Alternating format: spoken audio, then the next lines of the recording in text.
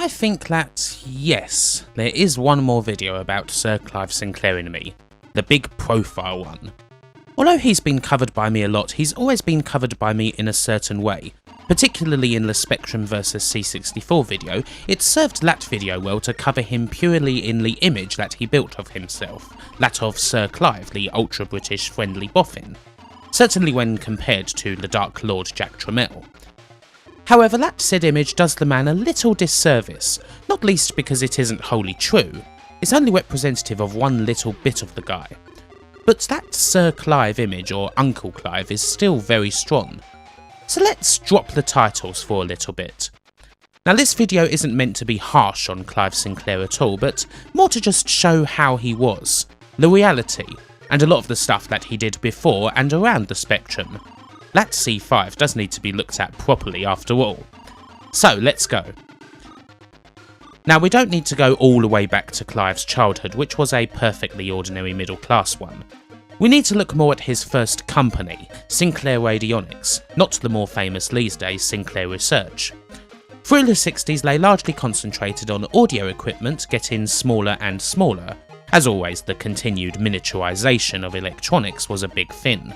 You want to build a radio, but you want to make it the size of a matchbox.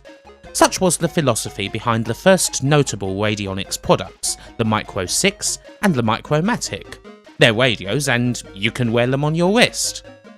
Now you may wonder these days just why anyone would want to wear a radio on their wrist, but the products were successful at the time. Don't forget, these would mostly be sold to other people who were interested in electronics, and a lot of the time they would be sold in kit form. Sinclair sends you the parts, then you assemble it. So the market is essentially other electronics bods who want to show off the latest gadget to each other. Not that Clive Sinclair ever did any market research for anything at any point in his whole life. One of the first important points that should be made though, Clive Sinclair was never really a builder as such. He is an innovator, a man of ideas. He's great at that and has them all the time, but the groundwork on those ideas is usually done by other people. One part of the big Sir Clive image was that you could always picture him alone in his shed, working tirelessly on the latest products that would enchant the masses. This was kind of a total fiction, particularly in his glory days. He had plenty of ideas, but the practicalities of design and the work to make them a reality, in spite of the cheap and oft poor quality components that were budgeted by Clive, gotta save money somewhere after all, was given to other people like, for example, Christopher Curry, Sinclair's right-hand man, often seen as the man who Clive mentored. Curry joined up with Radionics in 1966 and stayed there for 13 years. Indeed, Curry would have a big hand on what would probably be considered Radionics' most successful product, the Sinclair Executive from 1972, the world's first slimline pocket calculator. It was only a basic calculator and it wasn't exactly that well made, but while the appeal of a radio on the wrist is questionable, though certainly workable with a few tweaks like adding a headphone jack and putting it in your pocket, the appeal of a pocket calculator is massive. This is from a time when calculators were still relatively large and often required mains power in order to use. The Executive was an immediate success and it would make Radionics and Clive Sinclair their first millions. It's perhaps not much of a spoiler to say that over his career, Clive's hit rate when it comes to products was not great. Indeed, you could even say, if you were being particularly harsh, that of everything, 2 of his products were actual major successes. One of them should be obvious to anyone watching, and the other is the Sinclair Executive. Oh, by the way, I'm also including the ZX80 and ZX81 in the first one. But the Executive would not have been possible without Chris Curry and the chief engineer at Sinclair Radionics, Jim Westwood. But success is fleeting. You're only as good as your last product. In 1975, Clive would lay his first golden turd, one that's right up there with all the others. The dreaded Black Watch. It's supposed to be a digital watch, one that only illuminates when touched, and a product that claimed to have no moving parts, nothing that could go on, and would give accuracy never achievable by even the most precise mechanical engineering. That's not me being flowery, by the way, that's a part of the Black Watch's press blurb. The watch did none of those things. In fact, it failed at them all spectacularly. First off, the question of battery life. It was claimed that the Black Watch would last for a year. In reality, the Black Watch ate power in Pac-Man-esque fashion, and the battery life was closer to 10 days. Yes, days. Replacing said battery was also nearly impossible due to the way the watch had been designed. You'd have been better off spending £25 for another pre-made Black Watch. You could spend 20 for the watch in kit form, but good luck with that. Building the thing was a nightmare too. Actually, you'd have just been better off buying an analog wristwatch in the first place, wouldn't you? And when the battery was on, the watch was actually rubbish at telling the time. Even the slightest temperature change would throw it off whack, meaning that it would hardly ever tell you the right time. And well, the thing could fail in every single way possible. A mere static shock from a nylon shirt was enough to fry the watch's integrated circuit.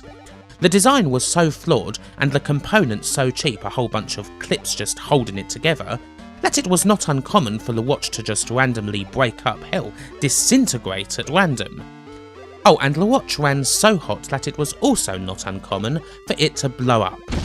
Just like that. That's gonna be good at a party, isn't it? Everyone's eating cheesy pineapple ones and listening to Demis Roussos, you're showing off your brand new digital watch to everybody, and suddenly it lets off sparks everywhere and sets fire to the host's hair. Certainly one way to make an impression, isn't it? The Black Watch was an unmitigated disaster and lost Radionics basically all the money they'd made from the executive, millions of pounds. At the height of this calamity, one bunch of jokers wrote a letter to Clive claiming they'd fixed the Black Watch's issues. The corresponding package consisted of one Black Watch with a screw hammered through it, which about sums it all up really. The story of Clive Sinclair could have ended right here. The Black Watch, along with the rise of cheaper Japanese calculators that did away with the executive, would have bankrupted the company, if not for a government grant from the National Enterprise Board designed to prop up such failing British businesses in a hurry at the expense of the business's independence. The board, a recent Labour governing body that was basically the first up against the wall when Thatcher got in '79, took 43% of Clive's failing company. Now, Clive Sinclair absolutely hated this government interference, and while Radionics was kept on this form of life support, he sought for an out to continue following his dreams. Well, building the best little computer that Britain had ever seen, right? 1. At this point, Clive Sinclair had two main ambitions. The first was to build a successful miniaturised television, and the second was to build a successful electric vehicle. His first attempt at the television was Radionics Microvision, but it was another poor product, one where the demand was never close to matching the supply, and it was another expensive failure for Clive Sinclair. For the better part of the 70s, a lot of these products were being worked on by Curry. With the writing on the wall for Radionics, Clive took an old company he bought in 1973 and renamed it to Sinclair Instruments Limited, leaving Radionics to be eaten up by the government.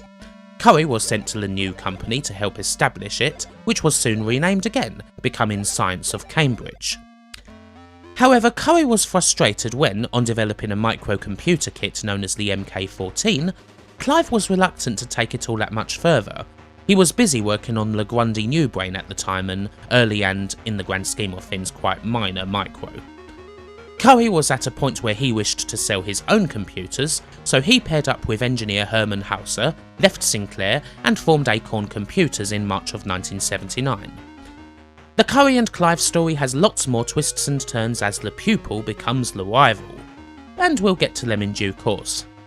But not long after Curry left, Science of Cambridge was renamed yet again, becoming Sinclair Research. Again, it's important to establish some things about Clive. I would like to reiterate his two ambitions, a successful miniature TV and a successful electric vehicle. When the Microvision failed, he did not give up on the first one. He resolved to eventually redesign it so that it would be successful, utterly convinced that it was what the people wanted. But the big question, the elephant in the room almost, is this. Does Clive Sinclair actually care all that much about computers? The answer is, well, only as a means to an end. Clive himself was never that interested in them in any way aside from their commercial power, and even then when his computers were so successful, the main goal he had with them was to build up the money he needed to finance those ambitions. No one could ever convince Clive that they weren't going to work out. But we're getting ahead of ourselves. The first Sinclair Micro is yet to come. The original ZX80 is, well, it's cheap. Designed by Jim Westwood and based around the already popular Zilog Z80 processor, it was the first microcomputer to be available to the public, ready built, for under £100. This immediately made it popular, driving the waiting list up to several months, but Clive correctly reasoned that people would wait for it. The ZX80 was so cheap because everything inside it was too. The one-piece Dead Man's Flesh membrane keyboard, the complete lack of memory, the shoddy design and components that meant you couldn't even type in a single character without the screen flickering because all video processing was handled by the CPU. Basically, it was an extravagant calculator. But it was under £100, allowing plenty of people to at least get their start in computing through this humble little machine, even if the lack of memory meant that you'd almost immediately have to sprint for an expansion. This is another Clive Sinclair philosophy, of course, one that he would never let go of. He would save money wherever he could on components, and design teams would just have to work around that. Even the worst part of Sinclair computers, the keyboards and whatnot, were often seen as trademarks, so we shouldn't get rid of them because that's what people expected. At least he would then price his products logically according to how cheap they were to make, and it was that which made the ZX80 a success despite its many limitations, even when compared to its contemporaries. Sometimes that thriftiness resulted in happy accidents. The display was achieved through cheap good old RF, meaning that there was no need for a dedicated monitor, and the ZX80 could be displayed on any old television set, thus increasing its appeal. The ZX80's successor, the ZX81, was certainly improved in various regards. The screen no longer flickered when you typed anything into it. The design was still cheap as chips and rather delicate, with veteran ZX81 coders telling stories of carefully manoeuvring their way around the system, aware that even an overly firm press of a key could cause the whole system to restart and flush away hours of painstaking code. Again, the ZX81 was inferior in almost every regard to every other computer on the market except price. A pre-assembled ZX81 was available for £70 and a kit for a mere £50. One of the little tricks, and a great way to cut build costs, was that once again, if you bought a ZX81 you would almost immediately have to buy the memory expansion, seeing as the computer came with a mere single kilobyte of memory built in. This 16KB RAM expansion cost £50. In a recent interview I did with Glenn Corpus of Bullfrog fame, he described this memory as the single most expensive he has ever bought. Imagine how much a gigabyte would have cost.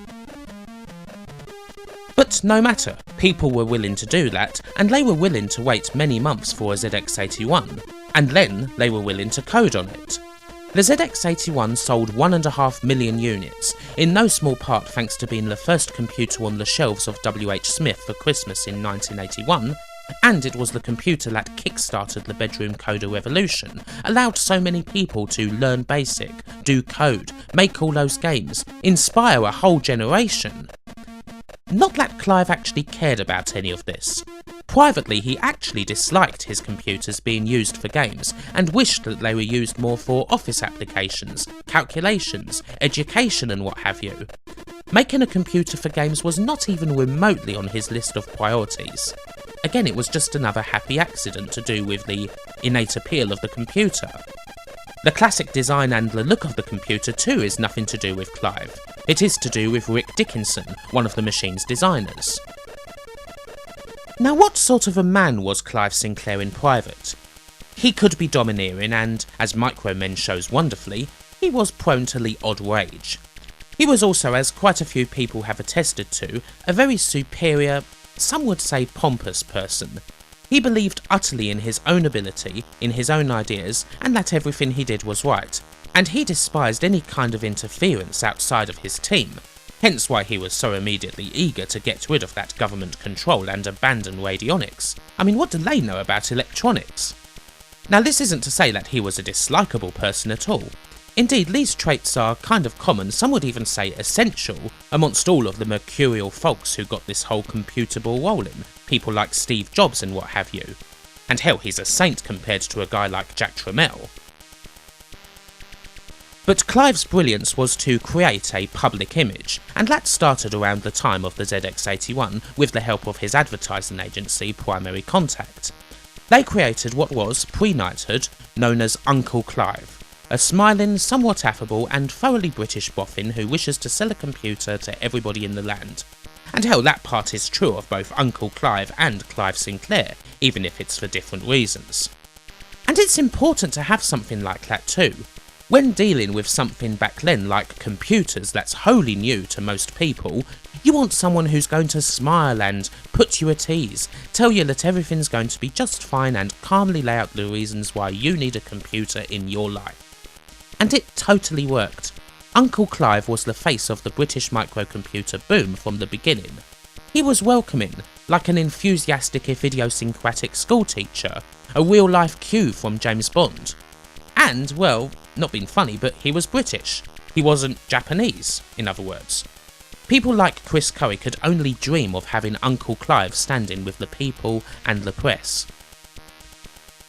Talking of which, as we now head towards 1982 and the glorious success of the Spectrum, the computer that built from the groundwork laid by both the ZX80 and ZX81 and took it into the stratosphere, we turn back to the ever more strained relationship between the master and his pupil, and the event that would truly make them bitter rivals.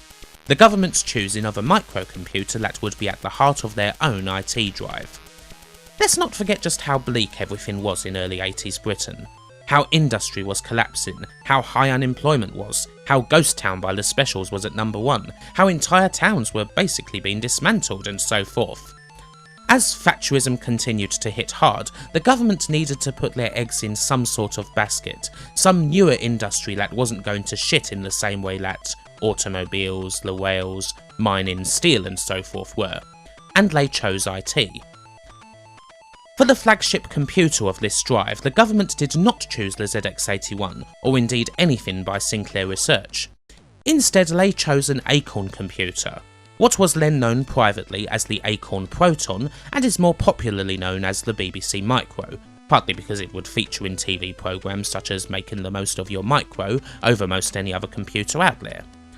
To say that Clive Sinclair was furious about this was an understatement, and the result was a press war where Clive talked about how the government was ignoring the true computer of the people, and Chris Curry talked about how inferior the ZX81 was compared to the Micro.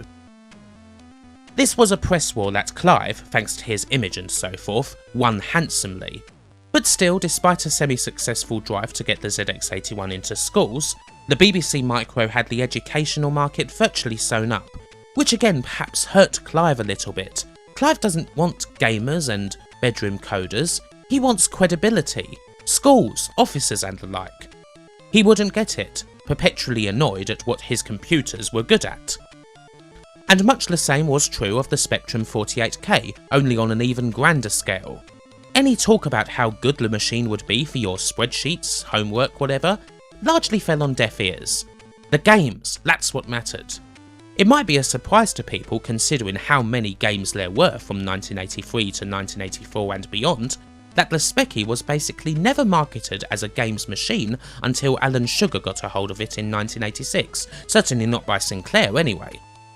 But the government overlooking Sinclair's computers was not much of a stint when both the ZX81 and especially the Spectrum sold millions, regardless of anything that was said in the media. Really, all he would ever have to do was point to those numbers. Just like the ZX81, the fact that the Spectrum was mostly inferior to its competitors, or that it was in many ways impractical and badly designed what with its rubber keyboard and its now ludicrously complex one-touch command system, didn't matter. The people loved it anyway, and at £175 it was nearly half the price of a standard BBC Micro Model B with 16K more memory. And in advertising, those were the only numbers that mattered. In 1983 alone, Sinclair Research made a profit of 13.8 million. In 1984 they topped that by 400 grand with a turnover of over 75 million. Regardless of the BBC Micro having the branding and the nod from the government, The Spectrum was the true computer of the people, and at the end of 1983 that was recognised when Uncle Clive became Sir Clive, championed by Thatcher herself as the new face of British industry. It was certainly quite the rise from the ashes, seeing as the government had saved his arse 7 years previous. Sir Clive Sinclair was now the new poster boy for British entrepreneurialism and capitalism. And if you know anything about him, you know just how ridiculous a statement that is. I guess now we come to the other important thing that needs to be noted, the one that should be painfully obvious. Sir Clive Sinclair was a terrible, terrible businessman.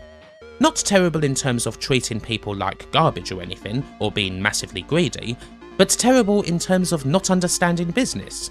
In later days it's something that he has freely admitted. He was an innovator, a personality, as I've said, a great ideas person. But it's hard to think of anyone less suited to business than Sir Clive. He never even understood or flat out rejected the things that made his most successful products sell. And even at this stage, with the Spectrum riding so high, he would never let go of those two ambitions, the tiny television and the electric vehicle. Oh, and to really rub it in the nose of that Chris Curry, another computer that will be taken up by businesses, that will be taken up by schools, but preferably businesses. This will attain the credibility that Sir Clive, for whatever reason, thought that he lacked. In 1984 he began to unleash them. Having previously failed with the Microvision, Sir Clive's last and biggest pusher to handheld TV was 1984's TV-80, which he spent £4 million on. The TV-80, while smaller and flatter than his first attempt, is arguably a worse product. As magazines of the time like New Scientist pointed out, manufacturers of pocket TVs were gradually moving towards altogether better displays than the flat CRT that Sir Clive was using, liquid crystal and what have you. The market being a lot fuller this time didn't help either. Sony's Watchman had already been out for a couple of years. The TV-80 wasn't ever going to have a place, and it sank like a stone. Not to say that the pocket TV is in and of itself a bad idea. I mean, tons of us have one now on our smartphones. But alas, while Sir Clive was one of the pioneers of the micro television, he never made a single penny from any of them. But the TV-80 was a relatively small failure compared to the other two. Even Sir Clive couldn't convince Sinclair Research as a whole to get behind the C5. He had to make up another new company, Sinclair Vehicles, in order to get the project off the ground. This project though, more than anything, was the one right at Sir Clive's heart.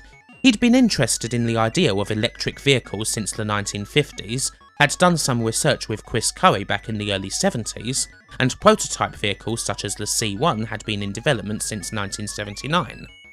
If nothing else, Sir Clive believed passionately in the C5, to the point where I honestly believe that he would have given up the sale of 50 million Spectrums in order to sell 50,000 C5s.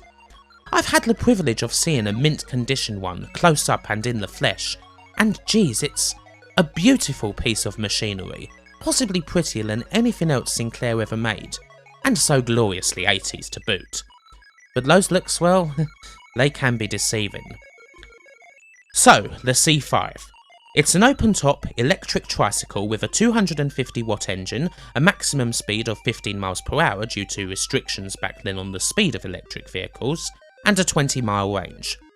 Before anything else, does that sound to you like a serious replacement for a car? Something that you would like to use on a busy road? Because that's exactly how Sir Clive Sinclair tried to market it. I'd like to stress this, the C5 itself is not a terrible product, far from it. All the terribleness about it comes from how Sir Clive tried to sell the C5. The immediate troubles came on the vehicle's launch day, at the Alexandra Palace in London on the 10th of January 1985. It was a glitzy launch, lots of models, both of the electric tricycle and big tits variety, lots of brochures, even a computer game, presumably C5 Clive, which I'm showing here, and of course, lots of press attention. There's one big problem already though. Can you spot it? Well, who on earth would think it's a good idea to launch an open-top vehicle in January? In Britain? Conditions were not exactly the best, let's put it that way. The worst part of the whole day came when the press were invited to try out the machines that were there. Some petered out after a few seconds because, shockingly, the vehicle wasn't that good in bad weather. The advertised maximum speed of 15 miles per hour, again in these conditions, was more like 5. Some couldn't even manage to get the vehicle up the light slopes that were dotted around the grounds of Alexandra Palace. Even the legendary racing driver Sterling Moss utterly struggled with the machine. It was a catastrophe, and the press reaction was immediately savage. People questioned the safety aspect too. The C5 was so small, the user appearing to be right down on the road. Would a lorry, for example, even be able to see the C5 at all as it bared down the back of one or turned into one at a corner? Sir Clive tried to refute this, but no one was listening. It didn't matter if the C5 was a potential death trap or not. It stuck. Still, people were curious to see just what it was about, and Sir Clive was selling them for £399. But not enough people. After a short burst of interest and sales of around about a few thousand, the product basically stiffed. Which was bad, as around 14,000 C5s had already come off the production line. Sir Clive earnestly believed that the machine would be a major product, that it was what the people wanted, that it was a serious alternative to a car. Why did he believe that? Well, he just did, because Sir Clive knew best. He hadn't done any market research at all at any point to see if anybody was actually interested. The whole development of the product, the mass production by the Hoover Company, the £3 million advertising campaign, the £7 million spent just to set up Sinclair vehicles, it was all based on what Sir Clive believed. Which is the sort of crazy you almost have to admire due to just how batshit it is. The C5 was discontinued in August of the same year, with the remaining stock sold off to someone else to try and have a go. The disastrous, millions-losing failure of the C5 was all about completely boneheaded marketing. In no way should the machine have ever been made out to be a serious vehicle, something that could be used on a busy road. It so clearly wasn't. The C5 was, or should have been, basically an expensive toy. The company that bought the remaining C5 stock of 7,000, LR, had little trouble shifting them based on it being an expensive toy, one for you or your kids to pooter around with in the garden or on your land or whatever. In fact, they sold those C5s for over double the price that Sir Clive had sold them at, £700, having paid £75 per unit for the stock. Business in a nutshell, innit? Buy a supposed vehicle for the people for peanuts, sell it to rich assholes for a bomb. The stink of the C5 hung around electric vehicles in the country for many years after, with every single attempt being greeted with, "Oh god, it's not another C5, is it?" This basically lasted until the arrival of the Toyota Prius. The C5 is a good product, there are still enthusiasts, there's still very much a cult following, and a good condition working C5 will set you back around £1,000 these days, and that's going to increase. But Sinclair just had no damn clue about business and what his product actually could do. He believed in something so steadfastly and stuck to that till the death in spite of all evidence to the contrary. But no, the infamous C5 is not terrible, as a product at least, even if it unquestionably was the most damaging. But the worst product, for me? Well, that honour goes to the QL, which hilariously stands for Quantum Leap, the one that blew a hole in his computer business. While not as spectacular a failure as the C5, it's just a rubbish product in so many ways. The QL was designed to be Sinclair's business machine, a credible 128K computer that was comparable to machines such as, in particular, the original Apple Macintosh, complete with all the business software you need right out of the gate. For many reasons, it failed utterly. First off, like so many Sinclair products, it was dogged by technical problems, in part due to being released way too early. Early QLs literally shipped with a dongle already hanging out the back of them that contained the rest of the firmware that wasn't on the board. So yeah, that's the level we're kind of at here. Sir Clive was so eager to launch the product that when he did so in January of 1984, there was no complete working prototype in existence. Just, yeah, utterly ridiculous really. People who ordered in January, having been promised by Clive that they would have a QL in 28 days, had to wait until April before deliveries even started, and the Advertising Standards Authority would soon slap Sir Clive on the wrist for his promises. Here's another remarkable fact about how the computer's designed. It was designed around the Motorola 68000 architecture, the same thing that would be used by the Macintosh, the Amiga, and the Atari ST to introduce proper desktops and GUIs to the world of computing. The QL, however, used it so that its QDOS OS would be faster. Basically, it was a faster BASIC. And it used a stunted version of the architecture, the 68008, that was only capable of 8-bit processing, because that was cheaper.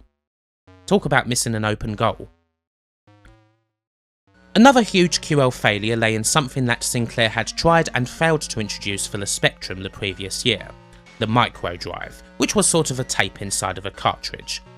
Sir Clive championed these as cheap and superior alternatives to the floppy disk, but no Spectrum owner bothered to take them up. They were happy with their cassettes. Sir Clive took this on board, and then proceeded to make micro drives the QL's native storage medium. No floppy disks not until later, and no regular cassettes. Micro drives were at this stage quite unreliable. A crash could kill them, and they usually died anyway before too long because the tape itself would stretch so much when it was in use. Weirdly, in the era of don't copy that floppy, almost every bit of microdrive software basically demands that you make a copy of it to another microdrive cartridge before doing anything else. Why? Well, because the original one isn't going to last. It's common sense. Another wretched launch, a wretched software medium, and a wretched ignorance of the whole reason why Sir Clive was making money. It all adds up pretty quickly. Nobody who had a Spectrum was remotely interested in upgrading to a machine that couldn't play any games. And the people who Sir Clive was aiming at, the businesses, they already had IBM PCs. What did they need of Mr. Spectrum with his gamesy computers that aren't that good? This thing was just hopeless too. The QL was absolute torture to work with in every way. Saving changes to a Word document was a multi-step process that took nearly 5 minutes to pull off. No one in the world that Sir Clive wanted to be in actually took him seriously, and the sad thing was that they were perfectly right to not do so. The QL was a disaster, and honestly one of the most one-headed, pig-ignorant, and flat-out worst computers ever made. You could point to some people like Linus Torvald, he of Linux fame, being inspired by having a QL once upon a time, but I'm not sure if someone deciding that because there's no software about anywhere that they're just going to have to learn to make it themselves is something that reflects wholly well on a computer. Ultimately, with only 150,000 units sold at $3.99 a pop, production of the QL was suspended in 1985 and immediately discontinued in 1986 when Amstrad took over. The 3 failures: the good, the bad, and the ugly. Interesting to figure out which one's what, really. If I ever meet Sir Clive, and if I could ask him one question, it would simply have to be this: the TV80, the C5, the QL. Fuck, marry, kill. These 3 products, although mainly the C5 and the QL, were the ones that sunk the once promising Sinclair empire. The end of Sinclair has already been gone into various times. After failing to get the Spectrum Plus, a virtual non-upgrade to the 48K desperately rushed out in the face of failing sales and spending way too much time on the QL, and 128K Spectrums, something that Sinclair actually had to import from Spanish computer distributors Investronica, who made it because they were so annoyed at waiting for a meaningfully upgraded Speccy. The writing was on the wall, and Alan Sugar of Amstrad, the complete opposite of Sir Clive in every possible way, thankfully including business acumen, bought the Spectrum in 1986. Sugar becomes the new face of British capitalism, even if he's not necessarily one that the Tories would want to invite to a dinner party, what with that accent and everything. I mean, what if he asks for jelly deals? What are we going to do then? Anyway, Clive was left with the Sinclair name and whatever was left of his vehicles. Again, something else people might wonder. Why did Sir Clive Sinclair never actually stay in computers? The answer is simple and it could be figured out. He was never that wholly interested in them, both professionally and personally. Sir Clive Sinclair doesn't even use computers in his everyday life. Give him a telephone over an email any day.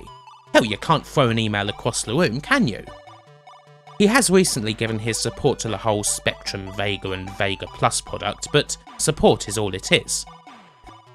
It would be unfair, of course, to not at least mention the Z88, a smart little laptop that came from Sir Clive's next company, Cambridge Computers. Not a bad gizmo, and it has a cult following, especially thanks to its pipe dream spreadsheet cum word processor, but it wasn't a hugely successful machine or anything. But other than that, as far as computers go, that's it.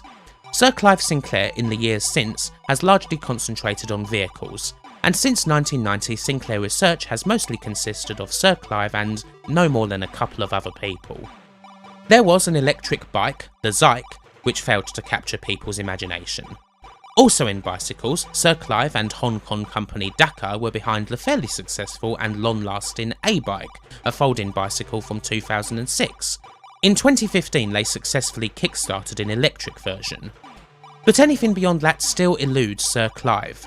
In 2010 he introduced the prototype of the X1, a C5-esque electric scooter. Press reaction was immediately savage and mocking, with ghosts of the C5 being conjured up almost immediately, and while the X1 was supposed to come out in 2011, nothing has been heard of it since that prototype. 25 years after the fact, Sir Clive still cannot launch an electric vehicle. Even the electrified A-Bike is almost totally pushed by Dakar, with Sir Clive nowhere to be found. The Sir Clive of now is still regarded not just as an industry legend, but a British legend, a national treasure, someone who always pops up whenever a certain event has to be commemorated to tell some good old-fashioned tech stories. But of course it's not like Sir Clive's ever really stopped. Even now, aged 76, Sir Clive Sinclair, God love him, isn't slinking away into retirement. He's still always looking at ideas, prototypes and so on. He is indeed at this stage as close to the classic Uncle Clive image of the boffin experimenting in his shed than he has ever been. Age has dulled some of the more acerbic edges to his personality. He is now firm friends again with Chris Curry, his former consigliere turned fierce rival. This after things got so heated back in the day that on Christmas of 1984, upon a chance meeting in Cambridge's Baron and Beef pub, a techie hotspot, Clive attacked Curry with a newspaper and a big shouting and shoving match ensued. Can you blame them? Thankfully things resolved somewhat before an epic pub-destroying brawl broke out between Sinclair and Acorn employees. This was not Lecrae's and Richardson's only with chips instead of guns. Besides, Acorn had their own problems back then.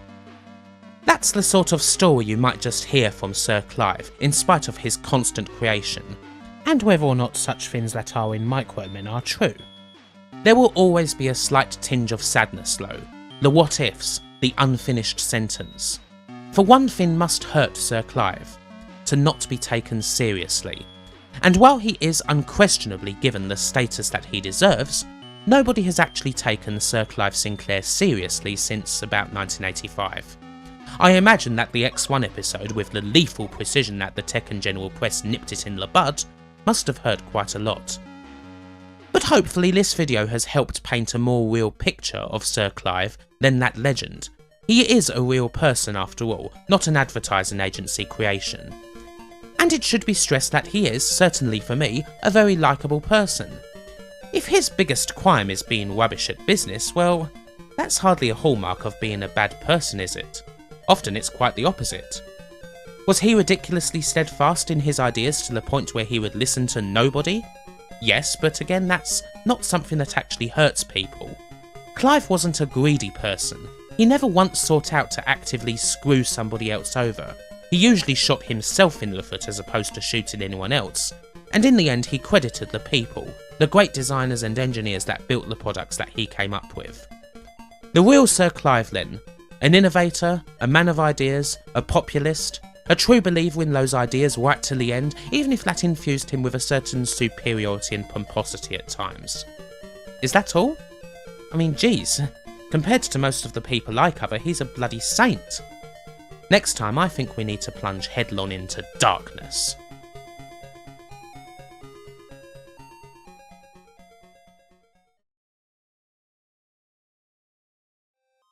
We've covered many Spectrum software houses, and with that many Spectrum coders as well. In the days of the bedroom coders and the boom in the British software industry, there were quite a lot of those who were perfectly willing to get as much time in the limelight as they could, meaning that, as ever, we go to imagine and use more footage from that commercial breaks documentary that I seem to use in every single video that I do. However, this time it's relevant again, because of the ocean half of the documentary that so happens to feature the subject of this video. Not a company, but a single person. It would be silly to try and do a countdown of the top ever Spectrum coders. You'd invariably miss some sort of obscure genius out, and well, how could you even list such things anyway? But of course there are favourites, people who certainly do stand out, especially in this world of games that were often created by just one person. But if I had to pick one myself as a favourite, well actually it'd be quite easy. My favourite isn't someone who wanted the limelight. In fact, they shied away from it even if they could have easily got it. The games they created were certainly popular, not just with regular games playing folk, but with coders too, a lot of whom saw this man as an inspiration because it seemed that he could do things with the ZX Spectrum that others just couldn't. Aside from his technical brilliance, he was also one of the system's greatest ever artists. Genius is a word that gets bandied around a lot, but I'm not sure if there's any other word that could describe the man who also has the most boring name in the history of everything. Jonathan M. Smith. Also known as Joffa Smith, Jonathan Smith, or simply the guy who spells his name backwards. As he once said himself, with a name like John Smith, you have to do something to get noticed. Not a whole lot is known about Joffa's childhood aside from what the man himself put out there. He was born in 1967 in Widnes, a town on the River Mersey not too far from Liverpool that's mainly known for producing chemicals. Not that a life in such places was ever really one for him. Joffa was a creative soul from the beginning and would throw himself into just about any form of art that he could. He made short films, he made models, animations, paintings, all sorts, way back from when he was a teenager. On his YouTube channel you can even find an animation called The Fawn, shot on Super 8mm, that he made for his Art O level in 1983. Apparently he was the first person to create an animated film for this particular exam. So with all of this promising development in film and animation, how did he end up coding? He started on the ZX Spectrum when he was around the age of 15 and picked it up very quickly indeed. Clearly something about it appealed to him very much. Sometimes there can be a big difference between artists and coders. Usually you expect them to be two different people. Yet on the Spectrum sometimes the very best, well, they could do both. Or they just worked differently, not seeing binaries and hex, but something else. Just as an example, the graphic artist Juan Delcan had this to say about another genius 8-bit coder, Paco Menendez, creator of games such as Sir Fred and The Abbey of Crime. He had a very particular way of programming. He never did it in front of the computer. Instead he used to wander with his hands crossed behind his back, just thinking. He could do this for an hour, sometimes even more, and then suddenly you would see a spark in his eyes. He would then sit down in front of the computer and immediately begin to type lines of code so fast that you would think he was possessed. It was like watching someone playing the piano. His head wasn't thinking anymore, he was simply executing what he had already decided. Some people are just prodigious. Within a year of picking up the ZX Spectrum and learning how to code, Joffa had made 2 games for himself. One was The Fin, which by his account was a Donkey Kong clone type affair, and the other was a game called Pud Pud. He would send both of these games to Ocean Software in Manchester. Almost immediately, Ocean would bring him up to their offices to show the games properly. And at the same time, a BBC film crew, headed by director Paul Anderson, are filming at Ocean Towers for the purposes of a documentary. Here's the relevant clip. 16-year-old Jonathan Smith has just walked in with Pud Pud, a game that he wrote at home. We'll world. What's the object of the game, Jonathan? What's the thing? Sales director Paul Finnegan helps to assess the merits of Pud Pud and of its young author. It's about time life. You have to collect 10 puddings. How long did it take to write this from the About beginning? 7 weeks. 7 weeks. And how long have you been programming? About a year. About a year.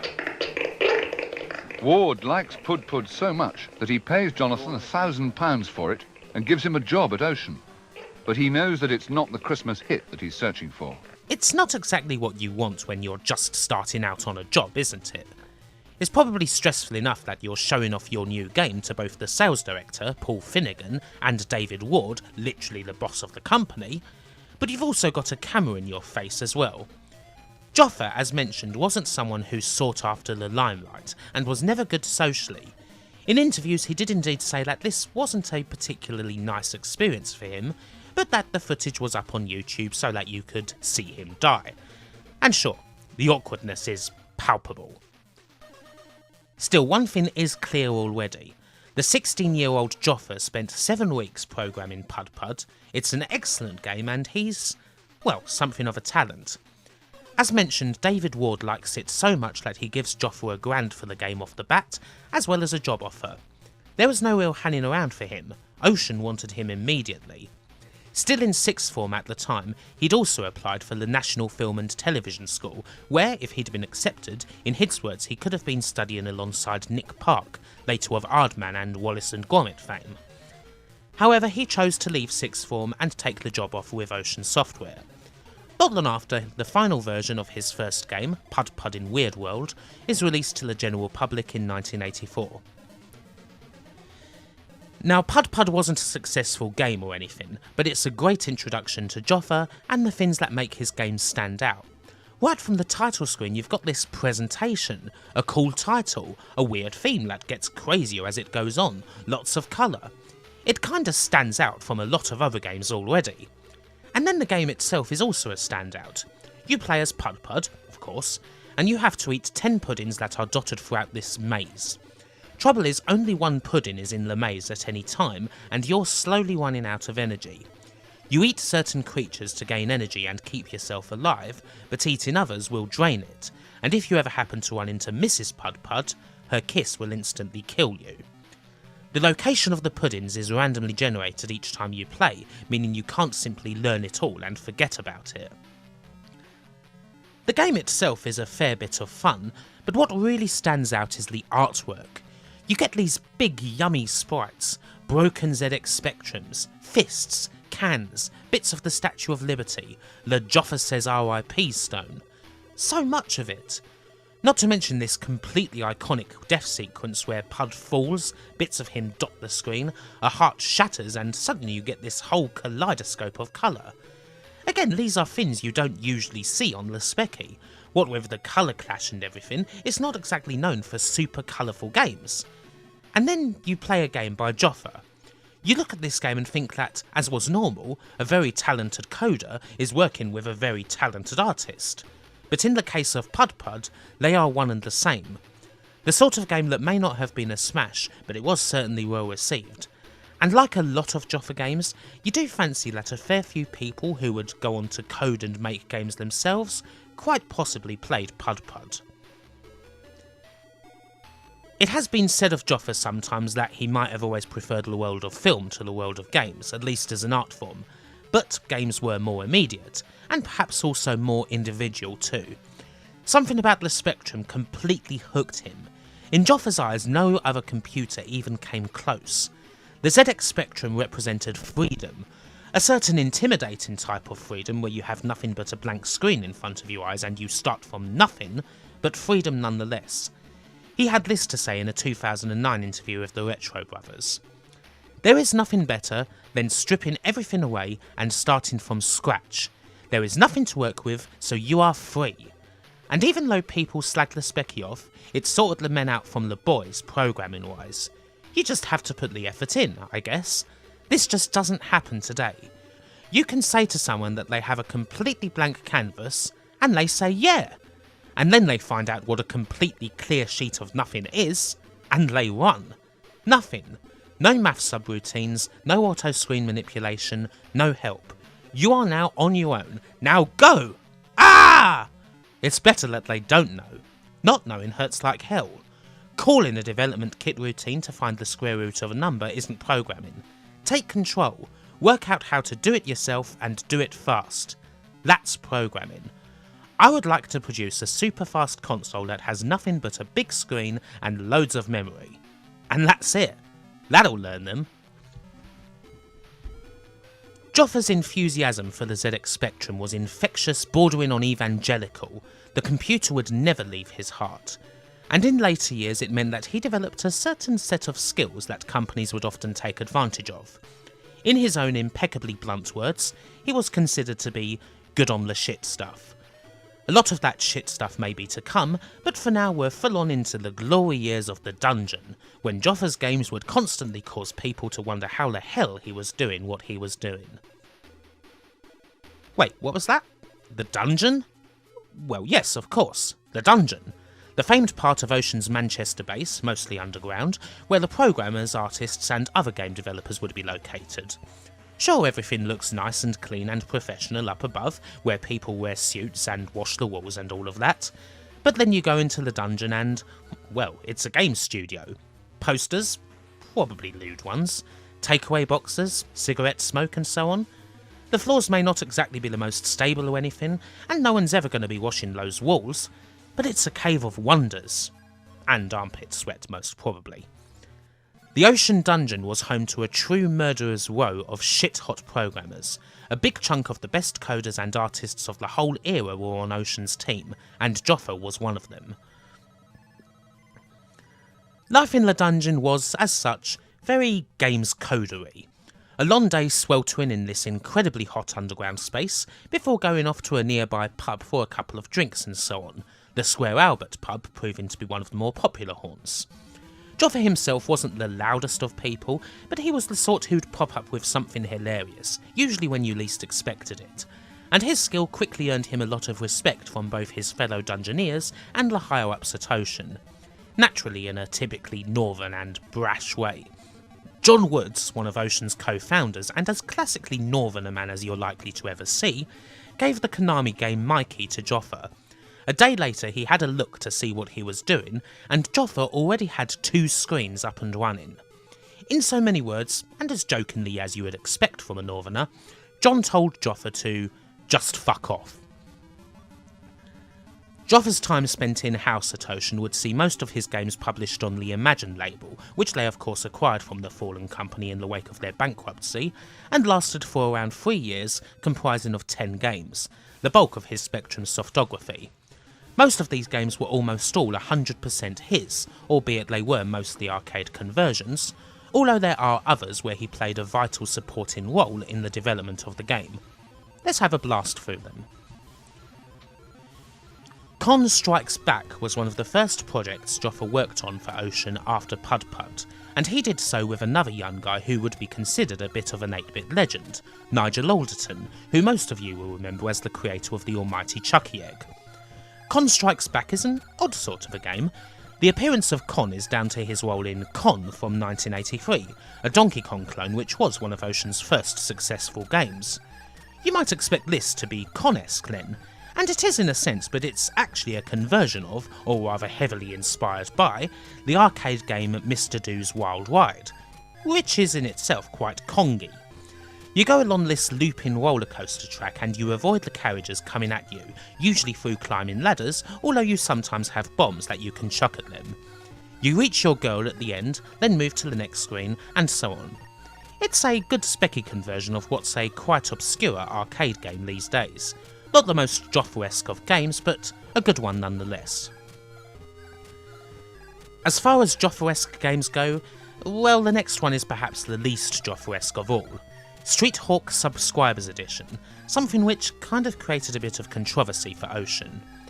People probably don't even remember Street Hawk these days, a US TV show that had all of 13 episodes, but Ocean got a license for it. Back then, adverts for mags and spacing catalogues were all agreed pretty well in advance, so it was kind of a case of having to meet very hard deadlines, especially in this case as Street Hawk was also to be sold through Crash magazine. The game ran into problems though, and delays followed. Ultimately it got a bit too much, and there were some people whom a copy of Street Hawk had to go out to. And so this Subscribers Edition, made by Joffa, Nigel and Mike Webb, was rushed out in literally no time at all to meet orders. It's basically a Defender clone, but with motorbikes. And, well, it wasn't good, and didn't really satisfy. Ultimately Ocean, apologetic for the delay, released a proper Street Hawk game in 1986, while Crash offered a selection of replacement Ocean games in its stead. On to much better things. One of Joffa's most important and influential works on the Spectrum was actually on a game that he himself didn't program, but he did do the music routine for it. Pin Pon. Here's the music in question.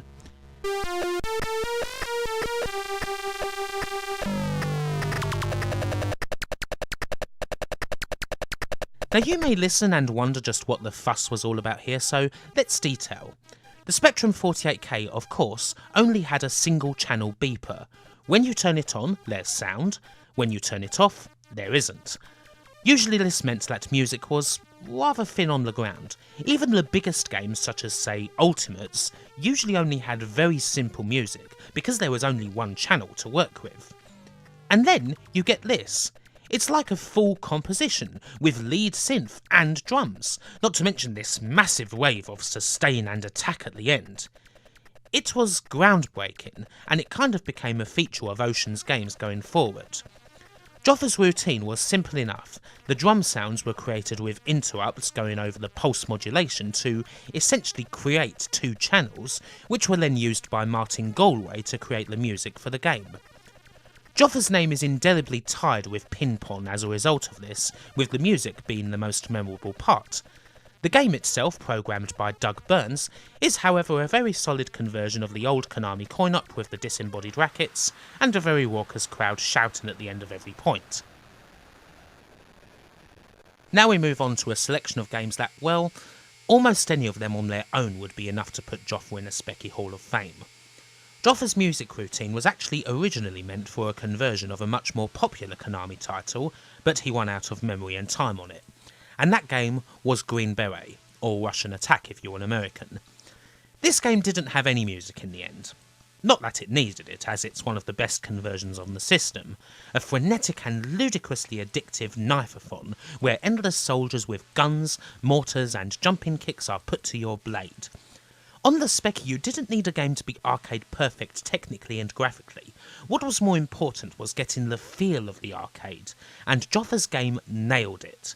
There's few Speccy games that I've played more than Green Beret. I can put it on and easily lose an hour in it at a time, as short as it usually is. You simply die, get Joffa's signature command of stab to start, and you go again. No messing around at all, which is exactly what Joffa wanted. He loved immediacy and classic arcade sensibilities. This game is a classic, one of the absolute best games on the Speccy full stop, let alone just arcade conversions. But here's the thing with Joffa games though. You could ask 10 different Speccy fans for their favourite Joffa game, and you may well end up with 10 different answers. Mikey, a really obscure 1984 Konami game where you push students over with your rear end to find hearts that make up a letter to your girlfriend while being chased by teachers, cooks and everyone else, is another shining example. Arcade fans may not remember this one much nowadays, but Spectrum fans sure do because of Joffa's fantastic conversion. The playability is infectious and it looks so clean and simple, and yet there's a lot going on under the hood. Joffa considered the graphic routine for this game to be the most complicated thing he did on the Spectrum, in fact, and yet you wouldn't even notice half of it. You even get the little rendition of A Hard Day's Night that also appeared in the original game. Sadly you don't get the headbutts that were originally in the Japanese version, but hey, what can you do? This is just a lovely, super addictive title. Absolutely a classic. Oh, and there's also Hyper Sports, as if the last two weren't enough. Konami's classic Track and Field had already had a roundabout conversion to the Speccy anyway, by way of Ocean's Daley Thompson's Decathlon. But this time around, for Konami's sequel, they had the official licence, and they had Joffa. The result is a very colourful, fast and incredibly Joffa-esque game. Even the frickin' enter your initials screen is iconic. All the events are present and correct, ready to give your keyboard the right hammering it deserves. The long horse will, as ever, prove to be the bane of your existence. Don't forget to breathe during the swimming, try not to break your fingers on weightlifting, make sure you shoot the bird during skeet shooting, and hit moving targets in archery. It's just great all the way through.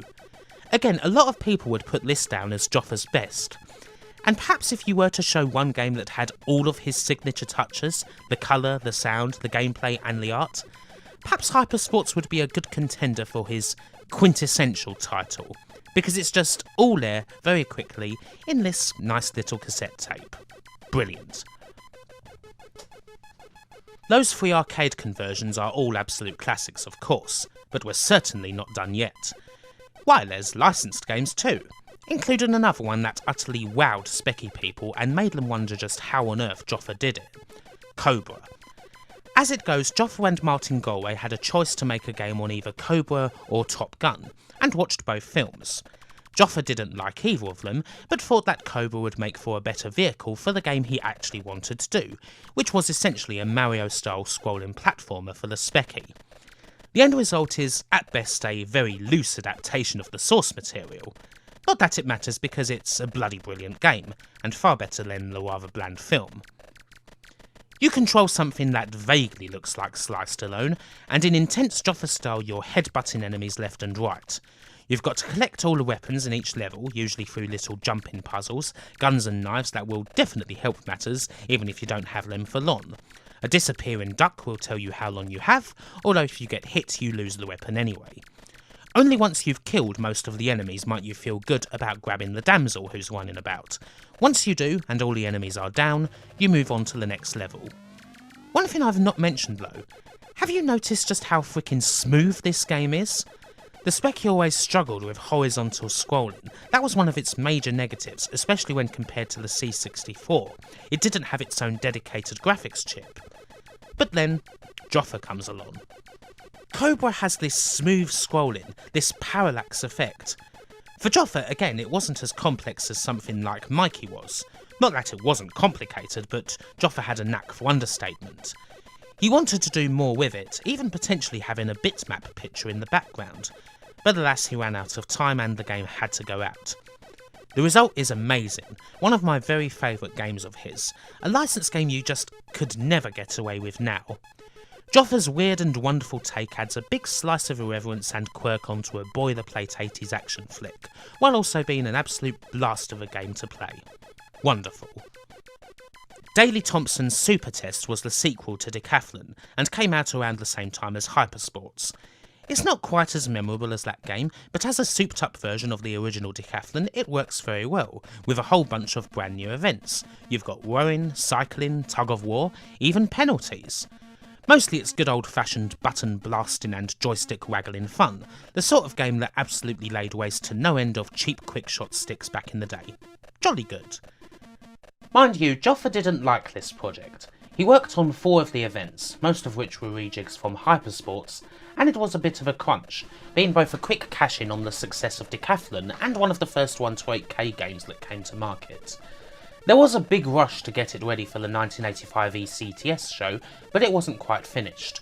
And so on the floor it was Joffa's job to frequently visit the Sinclair stand and surreptitiously reset all the Speccy's display in the game, due to a bug that would cause the giant slalom event to loop endlessly. And then there's Terra Cresta, Joffa's last in-house game for Ocean. Now a lot of people love this one, and I think it's a pretty cool vertical shooter, a nice conversion of the Nichibitsu original. Joffa himself disliked it, saying that the game ran into technical issues and that the ultimate release was something of a botch job. Why did he hate it so then? Well, for a start he thought it was rushed. There's not a lot of Joffa about it to be fair, and it was coded in about a month. Secondly, the bodge job came because of a timing issue which was fixed after he left Ocean, something that worked on 1-8K but didn't work on the new +2 machines that had come out, and the fix for this gave the graphics a noticeable flicker. And probably most of all is that this is one of the most played Joffa games, mainly because it was actually a packing title for the aforementioned brand new +2 machine. All of this may well have contributed heavily to Joffa's passionate dislike for this title. One time he even took to his YouTube channel and chucked a watering can at a microdrive containing Terra Cresta, microdrives being what Ocean used to store their games. Archivists may well have howled long into the night at that one. It is a pretty popular game with people though, even if the creator himself was not a fan. Joffa's 2.5 or so years in-house at Ocean had resulted in a lot of incredible games, without a doubt. Still, it always seems that people can be quite fleeting in the dungeon of the company. Is it something to do with the general conditions down there? Maybe it's something to do with Ocean famously not being the best at handing out royalties? Whatever it is, it's not uncommon for people to decide to form smaller teams and go it alone. And in 1987, Joffa would form one of these teams. A team that was going to absolutely rock the arse off the Speccy scene with their mastery of the machine. And yeah, they pretty much did that. The team in question was the Liverpool-based Special FX, and it was started up by Joffa and Paul Finnegan, who you may remember was one of the people who was watching over Joffa as he demonstrated his first game to Ocean. They would be quickly joined by a strong lineup of 8-bit coders and designers. Tony Pomfret, Karen Davis, Andy Rickson, Robbie Tinman, Keith Robinson and Jim Bagley would all soon join the fray, which started out in offices fairly close to the famous Cavern Club before later moving to the Albert Dock. Even though the team did consist and was formed by a great deal of ex-Ocean folk, inevitably Special FX would form a very close relationship with the Manchester Giants. Indeed, Ocean would end up publishing all but one of Special FX's games. Even if they weren't in the dungeon anymore, Special FX folk would often be in Manchester, later see Gary Bracey, either at Ocean Towers or on his trips over to the office in Liverpool, and they would try to return from their trips with as much swag from the Ocean offices as they possibly could. The odd one out in this instance was one of their first games, Hysteria, a side-scrolling quite Rygar-esque affair filled with parallax by Tony Pomfret that was originally for the Commodore 64 and was published by Software Projects. Joffa converted the game to the Spectrum in all of 2 weeks, using his Cobra graphics routine.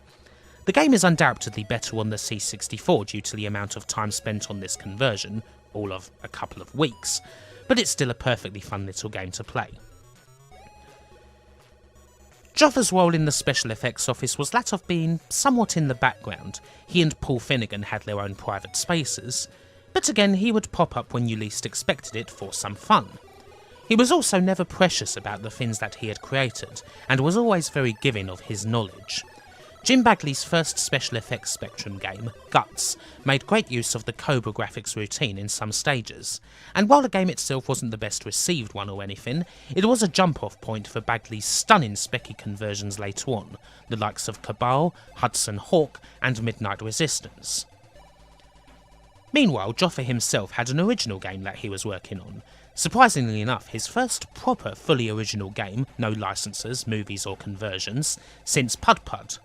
It originally started out as a weird game called Angel, before evolving into the space shooter that would become known as Firefly. Firefly is a shooter with thrust-esque controls and a big map to go around in each stage. You have to destroy the pods that spawn enemies by stopping in them exactly and then triggering a self-destruct sequence. Your ship is pretty powerful, but you're at your most vulnerable when taking out the pods, so you've got to pick your moment. There's a Bionic Commando type map where you can choose your own path to the finish, you can teleport around the place. There's lots you can do, even if the game itself is fundamentally very simple. Firefly is rightly acclaimed as a classic. Technically it's one of the most beautiful things you'll find on the Spectrum. It's gorgeous and it just plays so cleanly. The big 128K boost definitely helps it a lot, and like many Joffa games it is as addictive as anything, especially when you fully get to grips with it. It got plenty of rave reviews as a result, and Joffa himself was very happy with the finished product. Indeed, Firefly would be Joffa's personal favourite game of the ones that he developed.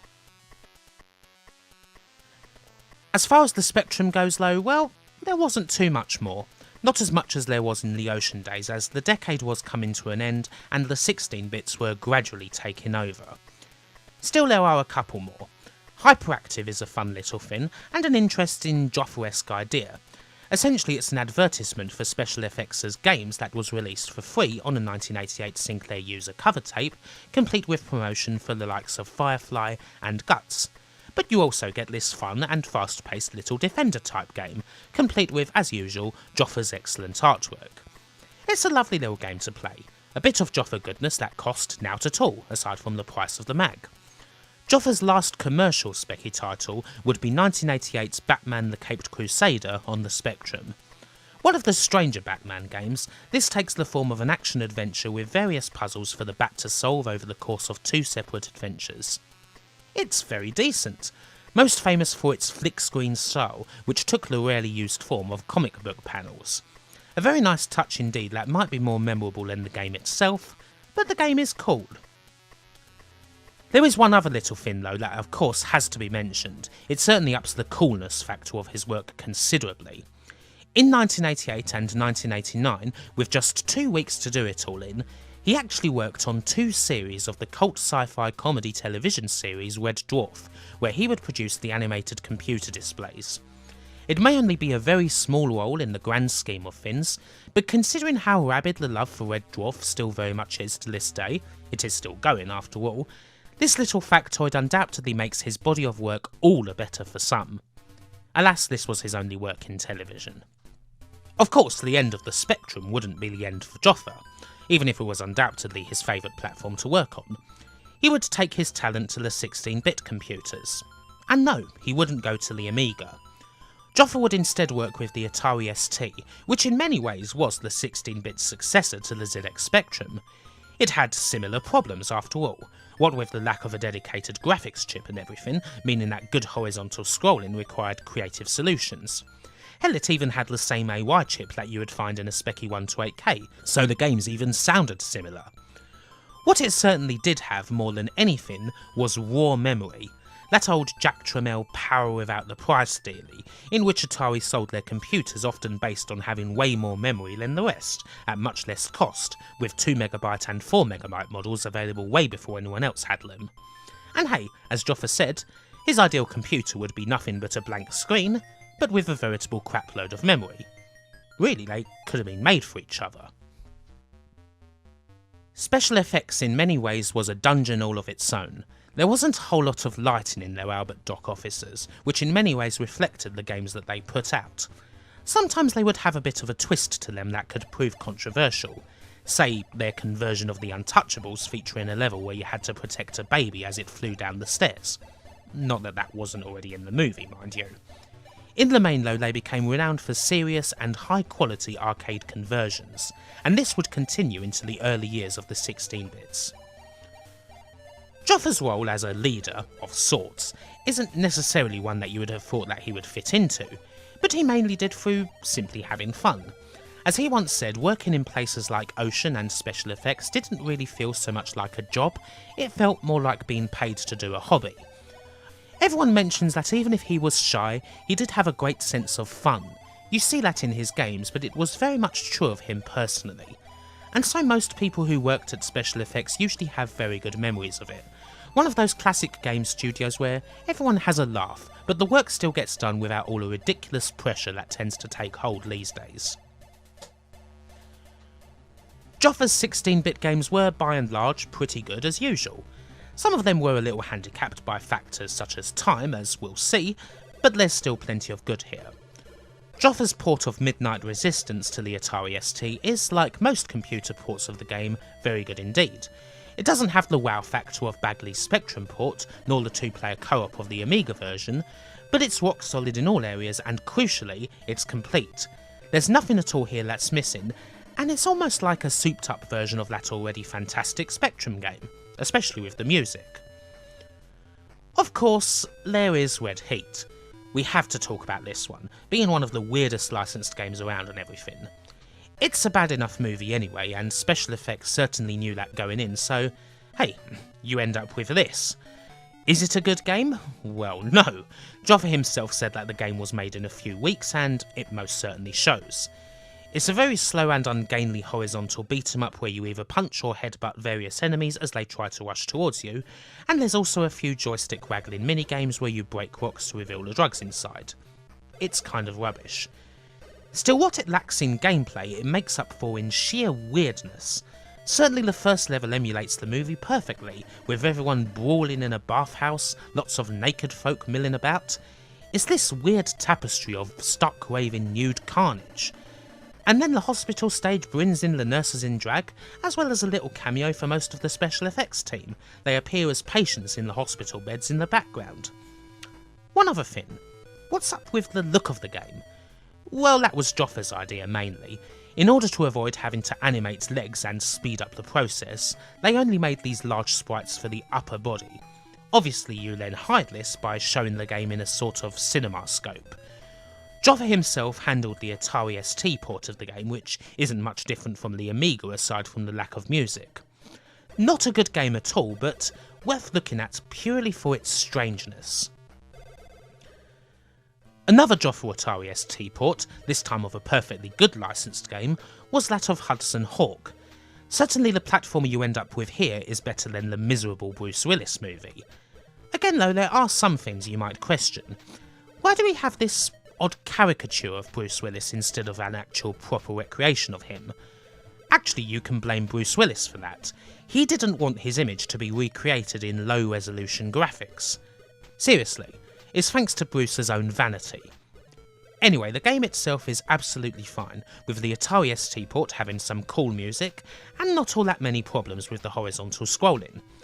Joffa never ended up working the same wonders in that department with the ST as he did with the Spectrum, but still, his games minimised the issue as much as possible. And we have another little Defender-esque freebie, Recoil, which was included on a cover disc for Zero magazine, and again, advertises a bunch of special effects games. It's much like Hyperactive before it, but it's a nice little bit of fun. Right at the end of the special effects years, Joffa made his first console game, albeit on a handheld, a conversion of the arcade classic Mr. Do for the Game Boy. Quite a few Spectrum programmers would actually end up working on the Game Boy, especially those who cut their teeth in the computer's later years. The two systems actually do have a fair few things in common, with both sharing a Z80 processor chip, albeit in a hybrid form with the Intel 8080, both sharing an AY sound chip, and both sharing similar restrictions. There's no need to worry about colourful graphics or anything when you're working on a Game Boy. The conversion itself is rock solid and the music is fantastic, although you might notice that there's actually no special effects branding on it.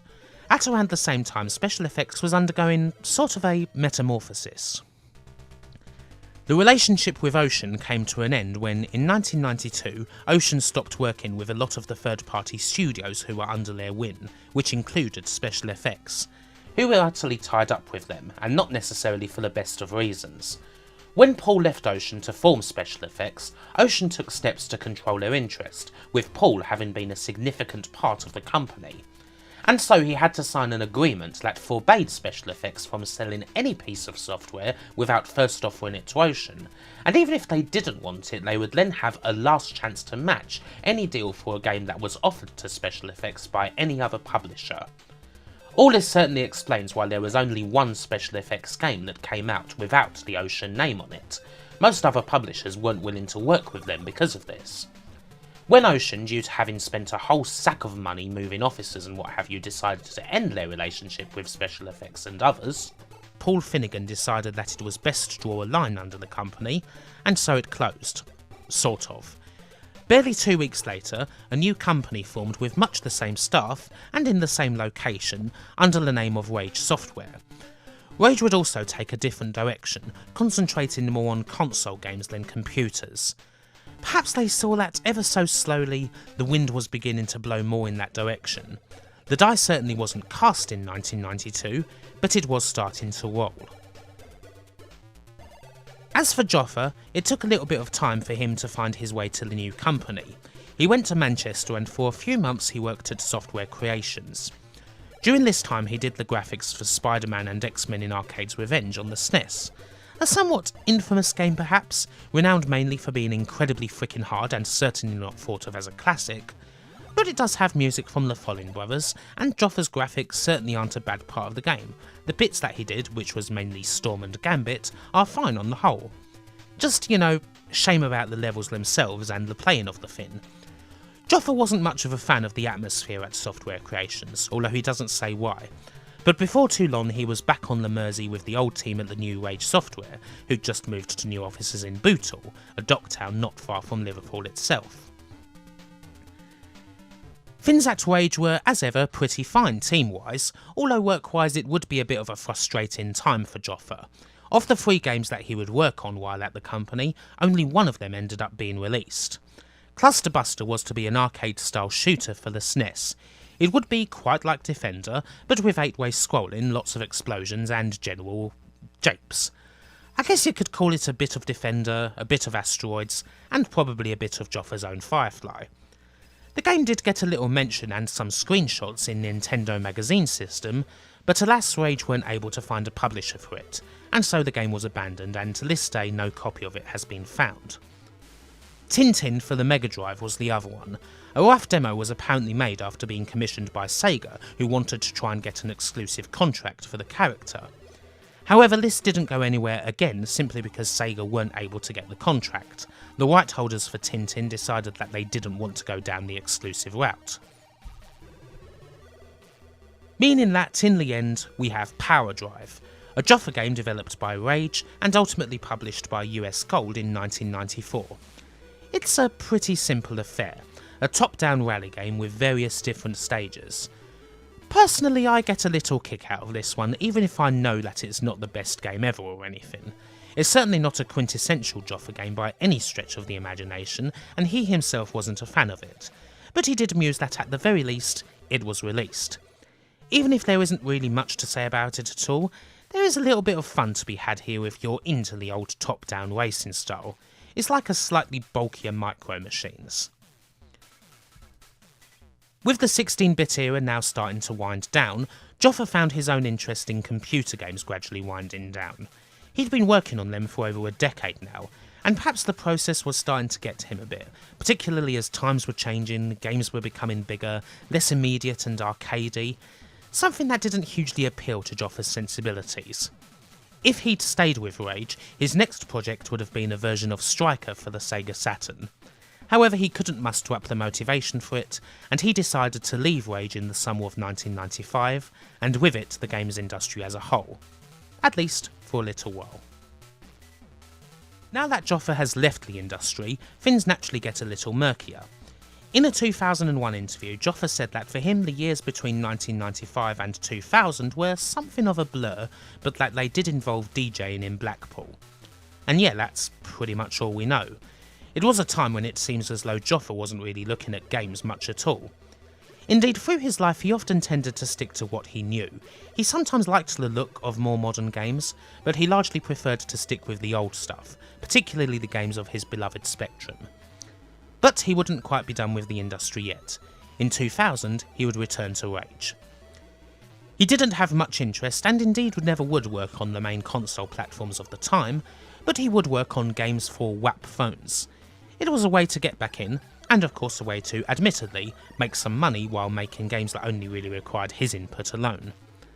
Alas, the one game that resulted from this, Airlock, is no longer available anywhere as a result. The only link that exists for the game, on Joffa's homepage, is long dead. Needless to say, that's a bit of a shame. After this, it appears as though Joffa moved into freelancing. He worked for several companies, mostly on games for the Game Boy Advance. Perhaps most interesting of these was a game called Fluffy, or officially Apprentice, for Software Creations that never came out. James Mackay was the lead programmer with Joffa assisting, which featured a 3D Doom-style engine on the GBA that was originally demoed on a project called Dungeons. The designed game would have been a Super Mario 64-style platformer where you guided an apprentice magician across the landscape with total freedom of movement. A demo of the game was rushed through to be shown to publishers at E3 in 2001, but for whatever reason Software Creations never showed it to anyone, and the project was abandoned in May-June of that year. As far as games that did come out go, Joffa did a couple for the Cheshire-based company Warthog. Rippin' Friends, Looney Tunes Back in Action, and All-Star Baseball 2004. None of these games are particularly worth talking about much, it has to be said, and hell, Joffa was just a part of a team for these, so there's not exactly all that many touches of Joffa about them. As he succinctly put it, he was good on the shit stuff, and so he was put on the weakest project that the company cared the least about. The most interesting thing here is that Looney Tunes Back in Action is sort of a mini Spectrum coders reunion. Joffa worked on it, and so did former Imagine and Ocean programmer John Gibson, while ex-Ocean muso Jonathan Dunn supplied the game's tunes. There is one other game that he worked on with Warthog, the last potentially commercial title he would work on in fact, that would have perhaps been a suitably Joffa thing to end his industry career on. It would have been very Joffa to have your last game go out on, of all things, the Gizmondo. This weird game called Mama Can I Mow the Lawn does sound quite strange and possibly even a little bit Joffa-esque, more so than the licensed games he was usually working on, and it was apparently meant to come out for a bunch of formats. However, Tiger Telematics, makers of the Gizmondo, purchased Warthog in 2005 with the intention of having them develop games for the handheld exclusively. Needless to say, this didn't help the machine's already flagging fortunes. Tiger Telematics folded completely in early 2006, and Warthog Games went down with it. As for Mama Can I Mow the Lawn? Well, the game was never released. And so Joffa was out of a job and out of the games industry, and he would never again work for another games company. However, in many ways this is the end of the more unclear wilderness years, the time that Joffa spent working in various companies producing games that were rather nondescript and, well, not very Joffa at all. In the final part of this, we have a whole bunch of little things to look at, such as Joffa's times on YouTube, times on internet message boards, and the odd little project that he did purely on his own for the systems he loved. He certainly made a bit of an impact in his last years. Joffa had a bit of a presence on the internet. His own webpage featured a whole bunch of little things here and there. You could find the Mr. Do source code there, as well as some more examples of his old school work from the early 80s. It seems as though Joffa, from interviews and what can be found on the old archives, had some sort of plan to put all of his stuff together in this one place, even if it didn't really work out in the end. Still, most other stuff could be found under his alias of Frobush, which he fought up due to being, in his and many other people's words, daft as a brush. There's a YouTube channel for example, featuring various antics from his home in Widnes, such as having a fight with a cereal box, or scolding some youths for throwing rubbish outside his house, or attempting to make pizza by cooking the much nicer looking pie on the box, as opposed to the one inside of it. Various daft antics such as this that ultimately wouldn't be viewed by many people outside of forums, but they still exist. Forums would indeed be the place where Joffa did most of his interaction with people. He quickly found a home on the World of Spectrum board. Reading his posts certainly give you a lot of insight into the fun and creative mind of the man. Often they're pretty round the twist. In the midst of various random posts about crap television programmes, or things that annoyed him, or various horrifying looking convenience food mashups, there'd be little bits about games in general, or stories from the past. Some stories did get a bit of a Joffa slant. There's the one about an ocean cohort who once lost a Tate and Einstein and covered a Speccy in chocolate, or the one about a famous Speccy programmer who sent a nude picture of himself into a porn mag, or various fun back and forths with people like Doug Burns, a friend and collaborator from the Ocean days. There was also lots of little tidbits about programming and the like, little hidden secrets in games and what have you. For example, there's this little tidbit in Mikey where if you go up to the blackboard and shout at it 3 times, you get a goblin and a bonus. You probably wouldn't know about this without reading Joffa's post about it. A lot of people have good memories of Joffa from PMs and the like. He was always welcoming, a little mad, and down to earth to the point where people often didn't realise immediately just who they were chatting with. This sort of purely online interaction with people was something that Joffa was very comfortable with, and so he was always very good value indeed. As has been mentioned, he was never someone who was good around people. Unfortunately, there was an example of that in the later years. It's one that kind of hurts me to bring up a little, if only because it's something I kind of recognise in my own behaviour, but it's not something that can totally be brushed under the covers. In March of 2009 there was a retro event in Stoke-on-Trent called Bite Back, featuring an Ocean Reunited panel. There's little footage still available. Retro events were, back then, largely a much smaller and intimate affair, not so much the Play Expos or Revivals or NERGs of today. Anyway, Joffa was on the Ocean Reunited panel alongside various other faces of the company. A blow-by-blow account of what happened on the panel isn't needed. Suffice to say, it didn't go well. In the days after the events, there were some rather frank and heated words exchanged between people, particularly between Simon and Joffa. It was a shame. Joffa sums things up again with a quote. "Everyone has their agenda. Mine was to smile when I really wanted to run away." In any case, Joffa made the decision quickly that retro events were not for him. He absolutely wanted to do it, and he may not have even fully regretted it. At least he tried. But online was for him in many ways better. Enough about that though. In these later years there were also games.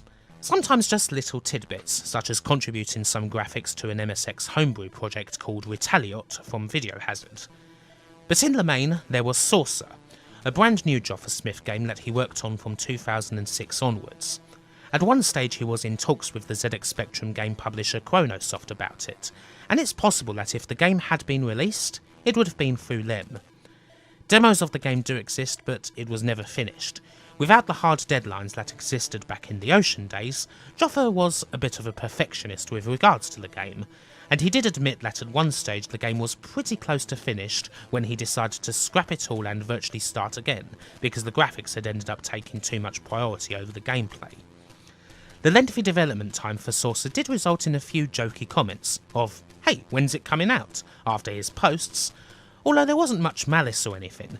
It's not like this was a crowd-funded project or anything like that, because such things didn't really exist back then. It was more a possible new game from a Speccy legend. A bonus. If it came, it came. If it didn't, it didn't. But alas, it didn't. We now come to the end of this story. If you look at Frobisher's posts from 2009 and early 2010, as well as the details from some DMs that came out, he does at points mention his poor health, although he never fully disclosed what was wrong with him. There were occasional comments about potentially not being here next year that were just taken as Joff being Joff, self-effacing and random as ever. There was also the admission that Saucer was currently on hold for the time being while his health problems were being sorted out. In May 2010, after Frobish had been inactive on the forum for a couple of months, his old Ocean friend Tony Mr. Hat Pomfret appeared on the WOS forums to announce that his absence was due to a hospital stay, that he'd been in intensive care for a while, but was now slowly getting back on the mend with the help of a couple of operations. There were plenty of well wishers, of course, and the hope that the little turd would be back soon. At times it even appeared as though he would be leaving the hospital, only to end up finding his way back there before leaving. Unfortunately, it wouldn't happen. Suddenly the news came through that his condition had deteriorated, followed soon after by the news of his passing. Jonathan Joffa Smith died at 10:30 AM on June 26, 2010, at the age of just 43 years old. The grief that poured from the Spectrum community as a whole can't really be summarised in words. Not only was he one of the greatest programmers to work on the system, he was a big presence on the forums where people still stood by the machine and, to many both offline and online, a great friend. Many people, both from the forums and from the old days, would share their memories of him, whilst the WOS forum got together and organised their own flower display for his funeral. A bunch of roses that simply read, Frobush. Joffa's impact on the ZX Spectrum scene is such that it's still hard to think of the scene without him in it, even so many years later. He would undoubtedly be happy that the Spectrum, his loved machine, has still stayed relevant through all these years. It hurts in many ways that he just missed things like the Spectrum Next, or the continued evolution of the homebrew scene that he may well have still been a part of, even if not at events then certainly online. A lot of his contemporaries and his friends, they're still here. I did not know Joffa, but in a weird way, through doing this, it almost feels as though I did. And you imagine that he would probably be happy to see that in many ways, the Spectrum is as alive as ever. As such, even if he has been gone now for 8 years, it's difficult to sum him up in something as final, as official almost, as a legacy. It's always tough to do this for someone who was taken well before his time. Even if a lot of the work that people knew Joffa for had taken place 25 years before he flew away, one can't help but feel that he had so much more to give. Joffa was a complete one-off, the sort of person who had so much talent that he could apply to, well, anything really, and be good at it, be successful at it even. He had his faults, of course, he had his hang-ups, those things that reminded you that in the end he was only human. But one look at his body of work and the impact it had on the Spectrum, the world of games, the people who experienced it, and you kind of clam up. There isn't really enough words that could do it justice. What is perhaps true though, is that a lot of people still active in the scene are, in many ways, and perhaps knowingly, carrying a little bit of Joffa along with them. Perhaps it's best to end it all on a quote, partly self-effacing, partly whimsical, partly faux threatening, and totally Joffa. One day, we'll all get together again.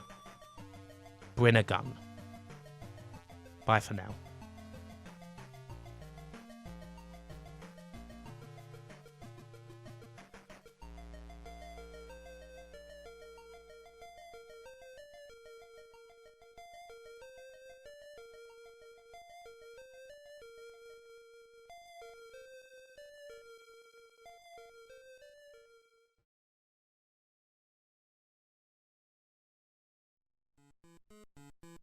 Recently, at the Play Expo in Manchester, there was a celebration. 35 years have passed since the release of one of the most celebrated British games of them all, one Jet Set Willy. To mark the occasion, the guys at replay events laid it on thick. Various computers were set up running some of the best regarded mods of the game, complete with a vote to decide on the best one.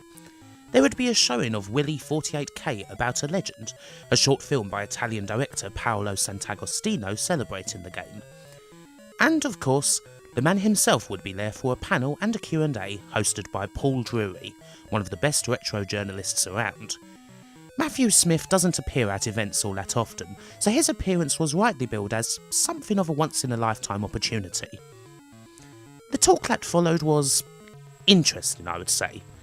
For all the celebration of Willy going around, it was hard to judge just what the man himself thought of it all, if those times that everyone was reminiscing about were filled with as much good memories for the man himself as they were for others, or if indeed the opposite was true. He cut a somewhat haunted figure. Perhaps some less kind folk would have said shambling. He often seemed quite uncomfortable on stage, and he took quite a long time to answer most questions, although he was much more at ease and talkative away from the stage. He said that his therapist had actually advised him to not talk at all about the period of time where he made Jet Set Willy, a response that perhaps alluded to a great effort on his part just to be here at all. Life can do a lot to people, and Matthews? Well, for him it's perhaps done more than most. This was someone who, aged just 18, rocked the gaming world and became the new face of budding programmers and bedroom coders everywhere. Everyone wanted to know everything about Matthew Smith. And before he'd even come out of his teenage years, it was all over. How come? What happened? Well, it's time to have a look at one of the UK scene's most enigmatic figures. Some might add troubled to that sentence. But few people define the heyday of British game software as much as Matthew Smith do. Few games are as quintessential in that time period as the two main ones he made, and somewhat stilted panel appearances are just the tip of the iceberg when it comes to the man's work, life, and who he is now.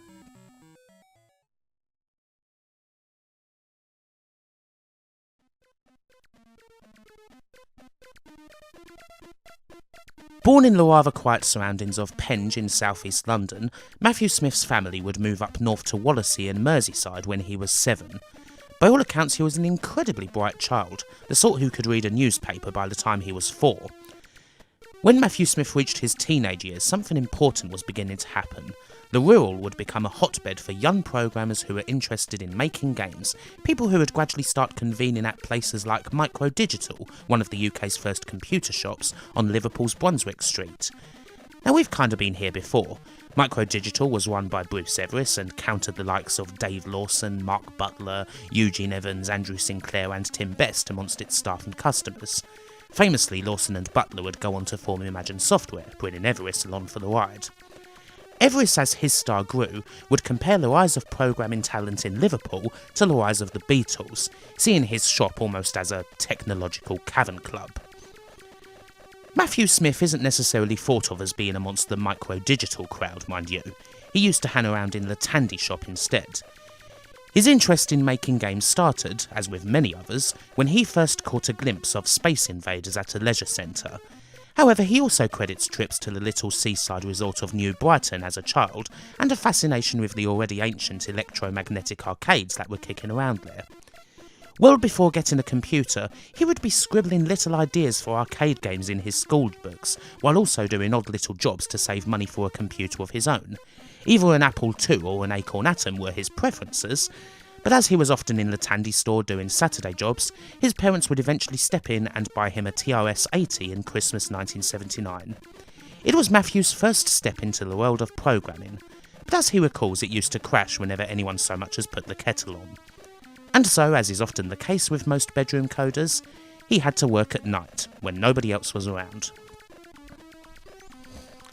The TOS-80 is a fair bit more famous over in the US than it is here, and Smith is one of the few famous UK names to program games for it.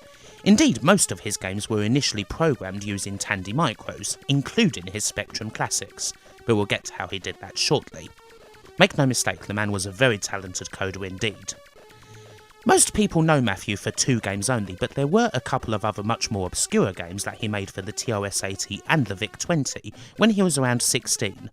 A TOS-80 Galaxian clone named Delta Tower 1, and Monster Muncher on the VIC-20, which as you might expect is a Pac-Man clone. Both of these games, as you might expect, are quite rare. In fact, the original VIC-20 version of Monster Muncher is still a lost title to this day, although there is a ZX Spectrum game with the same title released by Spectrum Games, you know, the studio who would eventually become Ocean Software.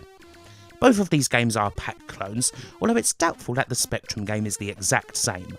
Apparently the VIC-20 Monster Muncher game was finished, but the small software house behind it went bust before it could actually be released. According to Matthew, Monster Muncher was written in all of 3 hours, and he earned about £50 for the 13 or so copies of Delta Tower 1 that were sold by Bexhill publishers Mollymerks. Such a small turnover didn't seem like a good base to then leave school at the age of 16 in order to set out on a programming career, but that's what Matthew did. Although, as he says, it also might have been because he didn't want to take any more maths lessons.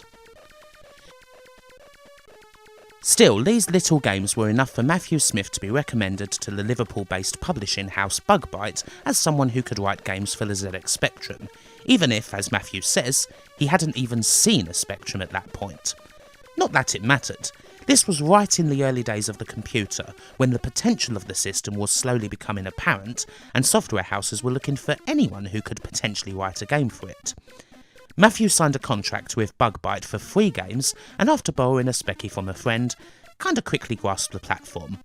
It took him all of 3 weeks to deliver his first game for Bug-Byte. However, this wasn't Manic Miner.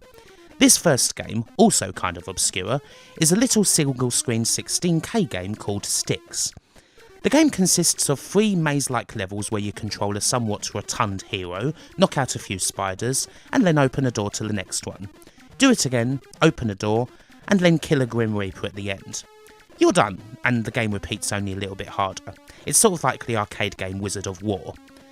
I mean, it's kind of straightforward, and if you consider a game to be beaten after playing it through only once, then Sticks can be completed inside of a minute. It didn't exactly set the software world on fire, but what do you expect from a tiny little 16K title? His second game for Bug-Byte, however, well, that certainly would set the software world on fire. Indeed, it would be a game changer.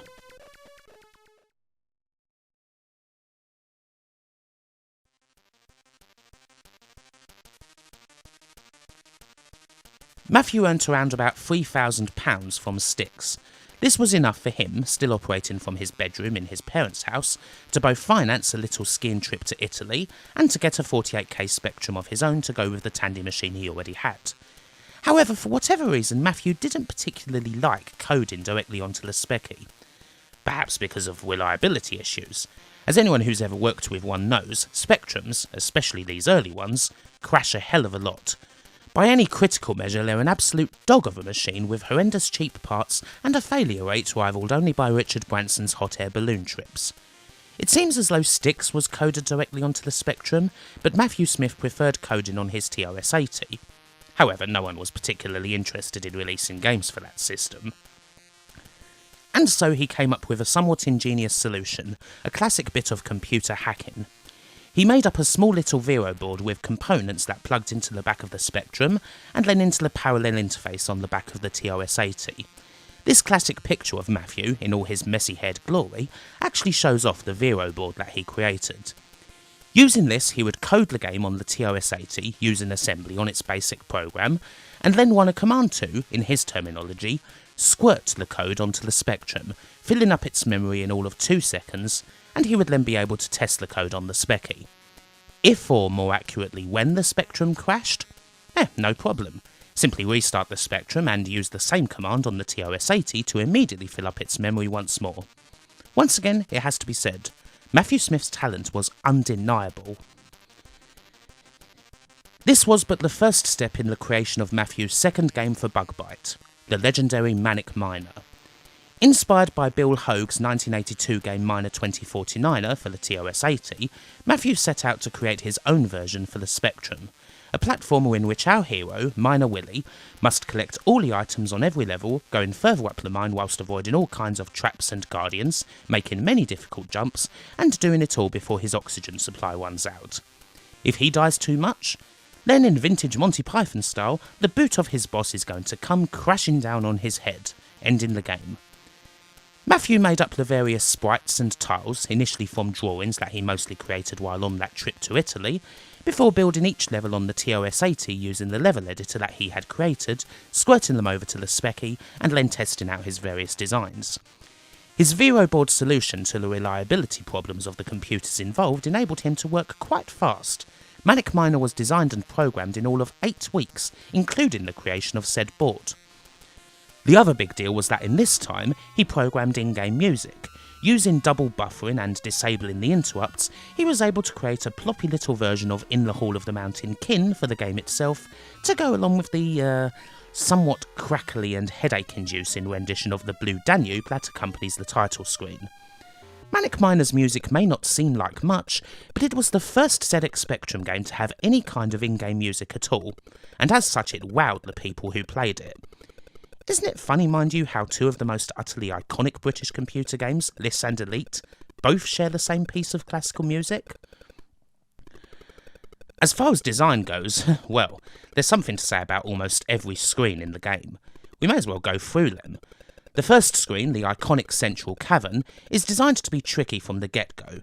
In Matthew's words, this was because he wanted players of all skill levels to have something hard to work with from the beginning, and compared to a lot of the screens that follow it, this is relatively more difficult. But if you've played this enough, this screen is basically ingrained into your muscle memory. The cold room is the first where Matthew plays with disappearing tiles a lot, especially at the end. Matthew wanted some sort of cascading water effect, which this sort of represents, although it was apparently better on the TOS-80. We go back to the underground in the menagerie. Now, most of the game stages are quite dark. This was pretty common back then because companies didn't want to get complaints from people who'd had images from the game burned into their CRTs, which is why space or underground became such common settings. The fourth stage, Abandoned Uranium Workings, is quite literally a testing stage. It's full of all these little jumps, a fair few of them pixel perfect, although the actual jumps you have to do to complete the stage are straightforward. This stage was essentially Matthew's sandbox to test out the game's jumping and ensure that every jump he wanted to include in the game was actually possible. The fifth screen, Eugene's Lair, is one of the most iconic, and one of the hardest to boot. There's one of the best remembered guardians, the speedy toilets, complete with snapping seat, will kill poor Miner Willy in a heartbeat. And then of course there's Eugene himself. Even if you get through all the hard jumps in the stage, you have to be careful when collecting the final gold bar right next to the exit. As soon as you do, Eugene descends from the top of the screen into the exit, rendering the stage impossible if you don't make it in time. Eugene happens to be named after a fellow Bug Bite employee, one Eugene Evans, who we've covered before from his days as Imagine's mascot Coda. Eugene said to Matthew during the game's development that he wasn't sure if the thing was going to work, but thankfully Matthew didn't take his advice. Screen 6, Process Implant, is relatively easy by comparison, but it does feature a whole bunch of Pac-Men as your enemies. Back in these days, lawyers didn't exactly go through games with a fine tooth comb, it has to be said. We'll see more blatant examples of that later. The vat is kind of like a rerun of the cold room, only more complex and with what appear to be hopping anteaters replacing the previous level's penguins. It's amazing just how many members of the animal kingdom are out there to get you, and the sprites were all so well done and personable, more so than they'd been in basically every other Spectrum game released to that point. In Screen 8, Miner Willy meets the Con Beast. Collect the bananas and, if you wish, hit the rightmost lever to send Con plummeting to his death. Although you don't have to if you don't want to. Matthew simply put the option in for those who required a bit of bloodlust. He himself didn't really like violent games. The sprite and placement is, of course, a big old Donkey Kong reference, so much so that a chunk of the game's later ports removed Kong, in case the game fell foul of Nintendo's hair-trigger lawyers. Screen 9, Wacky Amoebatrons, is a straightforward left-to-right affair. You may have noticed, by the way, that Miner Willy starts in the exact same position in every level. Matthew didn't necessarily want this to be the case, but this was a limitation of the machine and the code. The Amoebatrons, by the way, at least in the original game, are actually Bug Byte's logo. This would be changed in later versions of the game. So we're halfway through, and the mine gets weirder with the Endorian Forest, where you could well be in for a big surprise.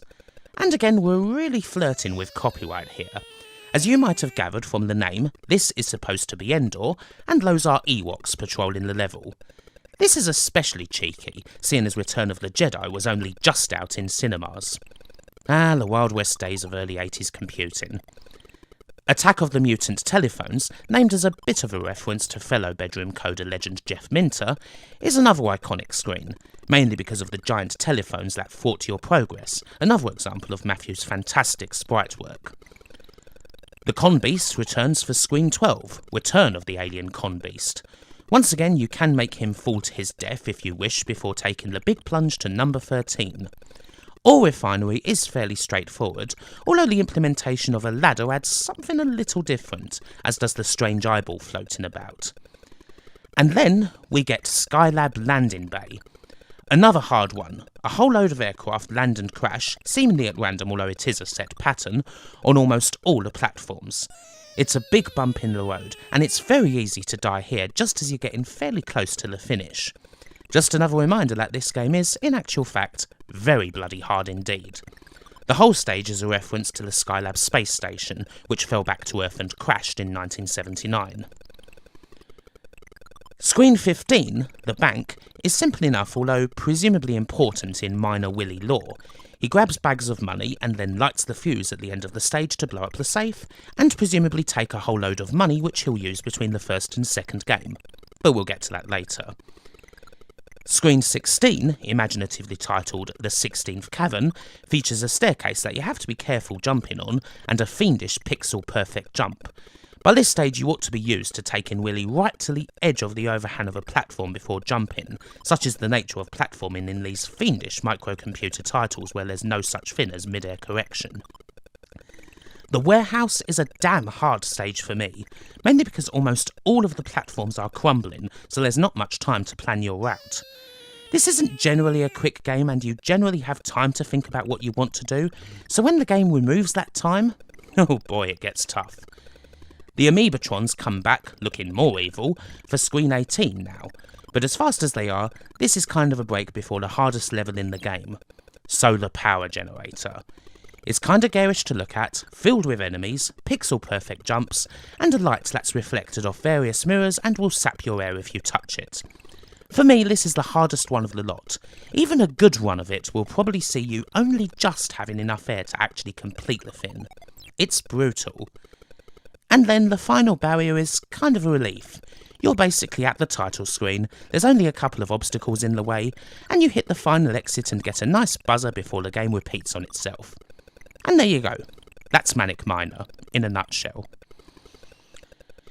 So as you might expect, and especially for 1983, Manic Miner is a fantastic game. It may be frustratingly hard at times, and more modern game design would rather the game flowed better and had less brutal choke points, but the imagination and the creativity in the sprites and levels makes you want to keep playing it. And there was absolutely nothing like this at the time for the Speccy. The nascent games on the system, to this point, had almost all been either more traditionally computery affairs like primitive chess games and the like, or simple arcade rip-offs. 1983 was where things started to change. It was when games like Jetpack and Ant Attack showed the talent that the system had on display. And as good as those games were, there's no question that Manic Miner was at the very top of the pile. The game was considered revelatory by the press at the time.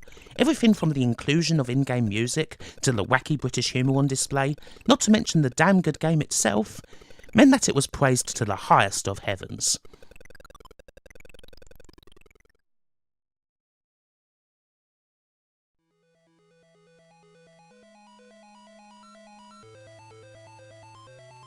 And of course, Manic Miner sold a lot. It was top of the software charts for quite some time, and most certainly made Bug-Byte a lot of money. They even ran a competition to go with the game where the first few people to decipher the secret message on the final level would be invited to some sort of playoff in order to win a grand prize. Someone named Jim Wills was the first to figure it out. A fish and a dagger appear when you complete the final level for a few seconds. Some quick catchphrase style thinking will result in the answer of swordfish. It should be noted that if you use the 6031769 cheat code, based on Matthew's driving licence of all things, to warp straight to the final barrier or indeed any other level, the fish and dagger would not appear if you completed the game. And did you also know that the original Grand Theft Auto features a Manic Miner reference? Look at the licence plate on the car on the front of the PC version's jewel case. 6031769. And if you enter this as the character's name, you get unlimited lives. You know what's really weird is that from what I can tell, this image is only used in the US version of the game. You know, where virtually no one would have ever even heard of Manic Miner in 1997, let alone played it. Anyway, competitions and Easter eggs aside, while Manic Miner certainly put a big chunk of change into Matthew Smith's pocket, it probably didn't make him as much money as you might have expected it to. Part of this was due to the royalty agreement that had been set up in his contract. He's believed to have earned around 30 grand for the game, at least from Bug-Byte. Bug-Byte were naturally ecstatic with the game's success and were hoping for a sequel to be on the way soon, but Matthew himself wasn't all that happy with what he'd got back from Bug-Byte.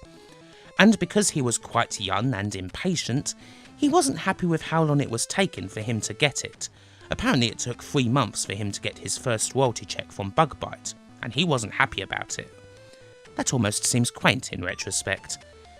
And so, because he was on a freelance contract, he decided to leave the company. And due to a small little oversight in his contract, he was actually able to take Manic Miner with him. Bug-Byte couldn't do a damn thing about it. The loss of Matthew Smith and this hugely successful title in particular would be a huge blow to the company, and they would go into voluntary liquidation just a couple of years later. And naturally, because they'd lost Manic Miner, that big playoff between the masters of Manic Miner to win some colour TV or whatever, it never actually happened. Boo-hoo, Johnny and Sally. Not that this stopped Manic Miner at all. It would be re-released almost immediately under the banner of a new company called Software Projects, founded by Matthew Smith himself as well as a fellow ex-Bug-Byte employee named Alan Mayton, who would be the new company's managing director. It would soon end up with plenty of ports too to damn near every other microcomputer system going, from the C64 to the Dragon 32 and Leoric. As the game itself is kind of simple, most of these ports aren't exactly all that different from the original game, with just a few little quirks here and there to really differentiate them. For now, Software Projects was the new home of Matthew Smith, and it was where he would work on Manic Miner's sequel, Jet Set Willy. The making of Jet Set Willy is a much hazier subject than the making of Manic Miner, it has to be said, and a lot of this is down to Matthew himself. When he speaks about Manic Miner, he is utterly lucid and clear. He remembers everything, all of the little tricks, the reasons why certain levels exist, the processes he took to make the game. When Jet Set Willy is the subject, relatively speaking, he clams up. Some would say that this might be due to the influence of various substances. And yes, it's absolutely no secret that, being young, Matthew Smith was spending the money he was making on having fun, partying, drinking, and recreational drugs. But there seems to be a bit more to it than that. A lot of the time, it's almost as if Matthew Smith doesn't want to remember what making Jet Set Willy was like. He has indeed described the process as pure hell in various places. This was, after all, a much more complex game. After escaping the mine and earning his riches, Miner Willy's now bought a top hat and a big old mansion. However, after a particularly raucous party the night before, his housekeeper Maria is refusing to let him into bed and sleep until he's cleared the whole mansion up. And so the thoroughly hungover Willy must trudge around the mansion and its grounds, picking up every single item and avoiding all the strange creatures that seem to have been left around the place from the mansion's previous owner. Whereas Manic Miner consisted of 20 self-contained screens, Jet Set Willy is a full mansion that you can explore any way you want. 60 connected rooms, chock full of different hazards and guardians. It was meant to be 64 rooms, but issues with the general workflow ultimately meant that 4 of the rooms had to be hidden away. He was still doing the whole TOS-80 squirty spectrum thing. And so it became a much greater undertaking. Whereas Manic Miner took 8 weeks to make from beginning to end, Jet Set Willy took 8 whole months. Pretty long for a game's development at that point. The Young Software Projects team didn't really know how to handle it. Matthew, a company founder but only to the point where it gave him artistic control, was pressured a lot by the more business-minded members of the company, to the point of considerable stress. He became ever more withdrawn as a result, retiring to his home in order to work solo on the game. And yeah, naturally there was plenty of partying going on too. Famous stories in which, inspired by watching National Lampoon's Animal House, Matthew Smith went into a nightclub dressed in a toga and absolutely nothing else. You know, that sort of thing. He admits that if it weren't for Alan Mayton regularly making calls and visits, constantly putting him under pressure and breathing down his neck, Jet Set Willy may well have never come out at all. There wasn't even the possibility of giving it a proper testing period, and we'll see the consequences of that shortly. In retrospect for Matthew, the making of this game clearly wasn't a good time. It often seems that the drink and drugs related answers, the long pauses and I don't remembers that he usually comes out with when asked about the game's creation, are perhaps more than anything a self-defense mechanism, a way to not get caught up in sorting through bad memories. They're the sort of answers that make people shake their heads and say that drugs have clearly addled Matthew's brain, or that if only he'd had some self-control to go with his genius, he'd have been able to do a lot more. Although it's certainly true that Matthew Smith could have made a hell of a lot of better life choices, I don't think he'd deny that, I don't think he's quite as addled as interviews often suggest. Lived hard and played hard? Yeah, absolutely, and it's written on his face. But he's not chemically lobotomised.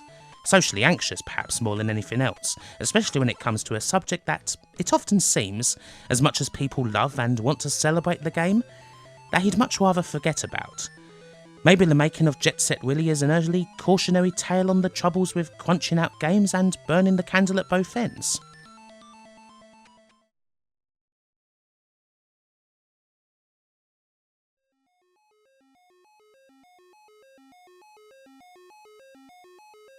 But in any case, in 1984, the most anticipated ZX Spectrum game to date hit the shelves. Software Projects did everything they could to maximise the game's sales, from another Manic Miner style competition for those who were first to finish the game, to measures against piracy, a colour code sheet they had to use to actually start the game. Somewhat less intrusive than the much detested lens lock, although a fair bit easier to crack. But no matter what way you played it, the multicoloured text and Moonlight Sonata begins your journey, starting in the bathroom. There are several different ways to approach Willy's mansion, with rooms ranging from the simple and the transitional to the monstrously hard. Manic Miner was tough enough, but it has nothing on Jet Set Willy. But the rooms here are even more iconic, with several of them ingrained on the heart of many a Speccy head. The sense of humour and weirdness from Manic Miner has been taken into overdrive along with the difficulty. There's so many strange things to behold that you wonder just how Matthew Smith was able to pack them all into 48 kilobytes of memory. The building blocks of the game are quite familiar, of course. It plays the same as Manic Miner, with the same jumps and everything. The familiar ploppy music is also back, only it's now If I Were a Rich Man that accompanies Willy's journey, and you also get more lives this time. Needless to say, you're gonna need them. Sometimes they become irrelevant though.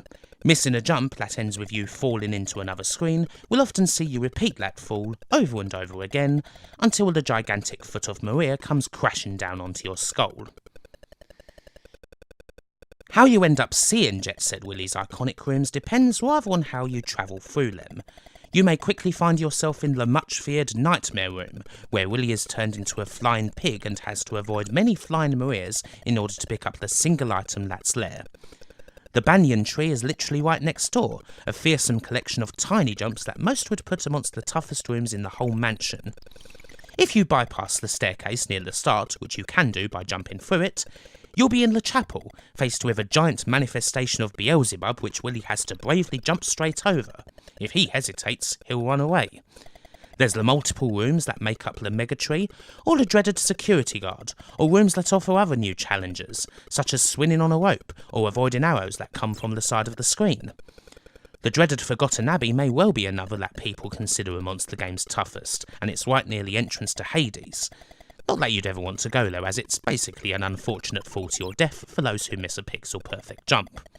There's a trip to rescue Esmeralda, the frantic chefs in the kitchen, and the most memorably named We Must Perform a Quirkefleeg, a reference to a somewhat obscure and trippy series of American comic books named Fat Freddy's Cat. There was apparently some sort of method to Matthew's madness. The whole house was drawn up by hand in what he thought was something of a Frank Lloyd Wright style, making sense up to a point. There is some sort of theme to certain areas, but designing kinda made it more of a random crazy place, but actual programming and the troubles with it did kinda make Willy's Mansion into quite the random sort of place. And a messy one to boot. Some have wondered if the game's actually a bit self-referential in a way, with Willy the stand-in for Matthew, clearing up the mess he's made after another night of excess. Eventually, one way or another, and after lots of perseverance, you find every object and clear the mansion up, and Maria allows you to your bed. Although you don't stay there for long. Willy has an odd ending. After climbing into bed, Willy almost immediately gets up and, out of your control, runs straight to the bathroom and disappears into the toilet. You can see this on the game's cover art, actually. Some thought he'd gone to find something in that toilet by disappearing into it. That was probably what a lot of young and innocent kids thought at the time. Nowadays, it's clearer that, in the original version of the game, Willy's party hangover and all the exercise he's had to do to clear the house has become just way too much for him, and he's gone off to the toilet to be sick. Of course, in the original version of the game, chances were pretty good that you would never see that ending. Not just because of the game's difficulty, but because of something that plagued the original game upon release. Bugs. And not just minor bugs. There's plenty of those, but there were bugs that made the game impossible to complete. Remember what I said about the lack of testing? Almost all of these game-breaking bugs centred around a room called the Attic. It's a pretty straightforward room, complete with the game's biggest and most memorable monster. However, entering the room causes a whole load of corruption to the game due to a misplaced arrow that, for whatever reason, was drawn well outside of the screen buffer, something to do with an odd index instead of an even one in the object's coordinates. This affects many things in the game, from the placement of guardians in several rooms, to making certain rooms like Quirkefleeg and the kitchen impossible. The second that you enter these rooms after visiting the attic, you will be killed. You kinda need to go through the attic as it's a rather central room, so yeah. The game, as originally released, is impossible to complete. Software Projects, at first, tried to fob any complaints off by saying that the rooms affected by the bug were filled with a poison gas, but needless to say they released a poke to fix the issue in short order, placing the attic arrow in its intended position and removing the bug. In fact, two people they had to thank for this were those who actually won the Jet Set Willy competition. Ross Holman and Cameron Else were the first to beat Jet Set Willy, and they helpfully sent Software Projects a list of bug fixes that they'd created in order to defeat the game. This impressed the company, so much so that not only did they get a prize, but Cameron got hired by Software Projects to port both Manic Miner and Jet Set Willy to the MSX. And yet, regardless of such major bugs, Jet Set Willy was still praised to an incredible degree. People didn't exactly mind that you couldn't finish the game back in those days, I suppose. Chances were pretty good that you wouldn't finish it anyway due to the level of skill required, and many had a lot of fun with it. Hell, a lot of people probably didn't even know that you couldn't finish the game. It further cemented the legend of Matthew Smith, that's for sure. People talk about this game more than they talk about Manic Miner, and he even got some TV appearances out of it. And let's not forget, he was still only a teenager at this point. Matthew Smith had conquered the world of UK software, and he wasn't even 20. A glorious career no doubt awaited. Very few would have guessed that Jet Set Willy would basically be his last hurrah.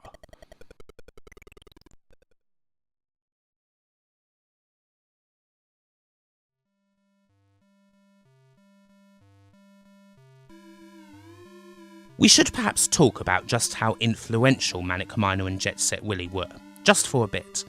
They kick-started platforming as a genre on the spectrum, and in the immediate aftermath, they inspired a whole load of imitators.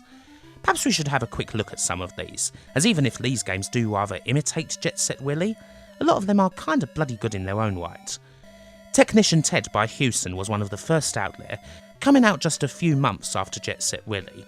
Hell, in many ways it's something of a homage, complete with the Blue Danube music first used in Manic Miner, and even a room called Matthew's Lair. You can probably guess who Matthew's supposed to be. The game is perhaps even more fiendish than Matthew's creation. You have a very tight time limit to complete 21 tasks, most of which consist of one button that you have to press, and then a brief timer to press the next one. The especially brutal part is that you have to complete the tasks in a certain order, and the game doesn't tell you what order you have to do them in. This and the tough platforming make for one of the very hardest games on the Speccy, but it is an excellent game nonetheless. The 128K Megamix is probably the best way to play this one. It's considerably bigger, but it does at least tell you the order that you have to do the tasks in. Elite's Roller Coaster is another one of the better known Willy-esque titles.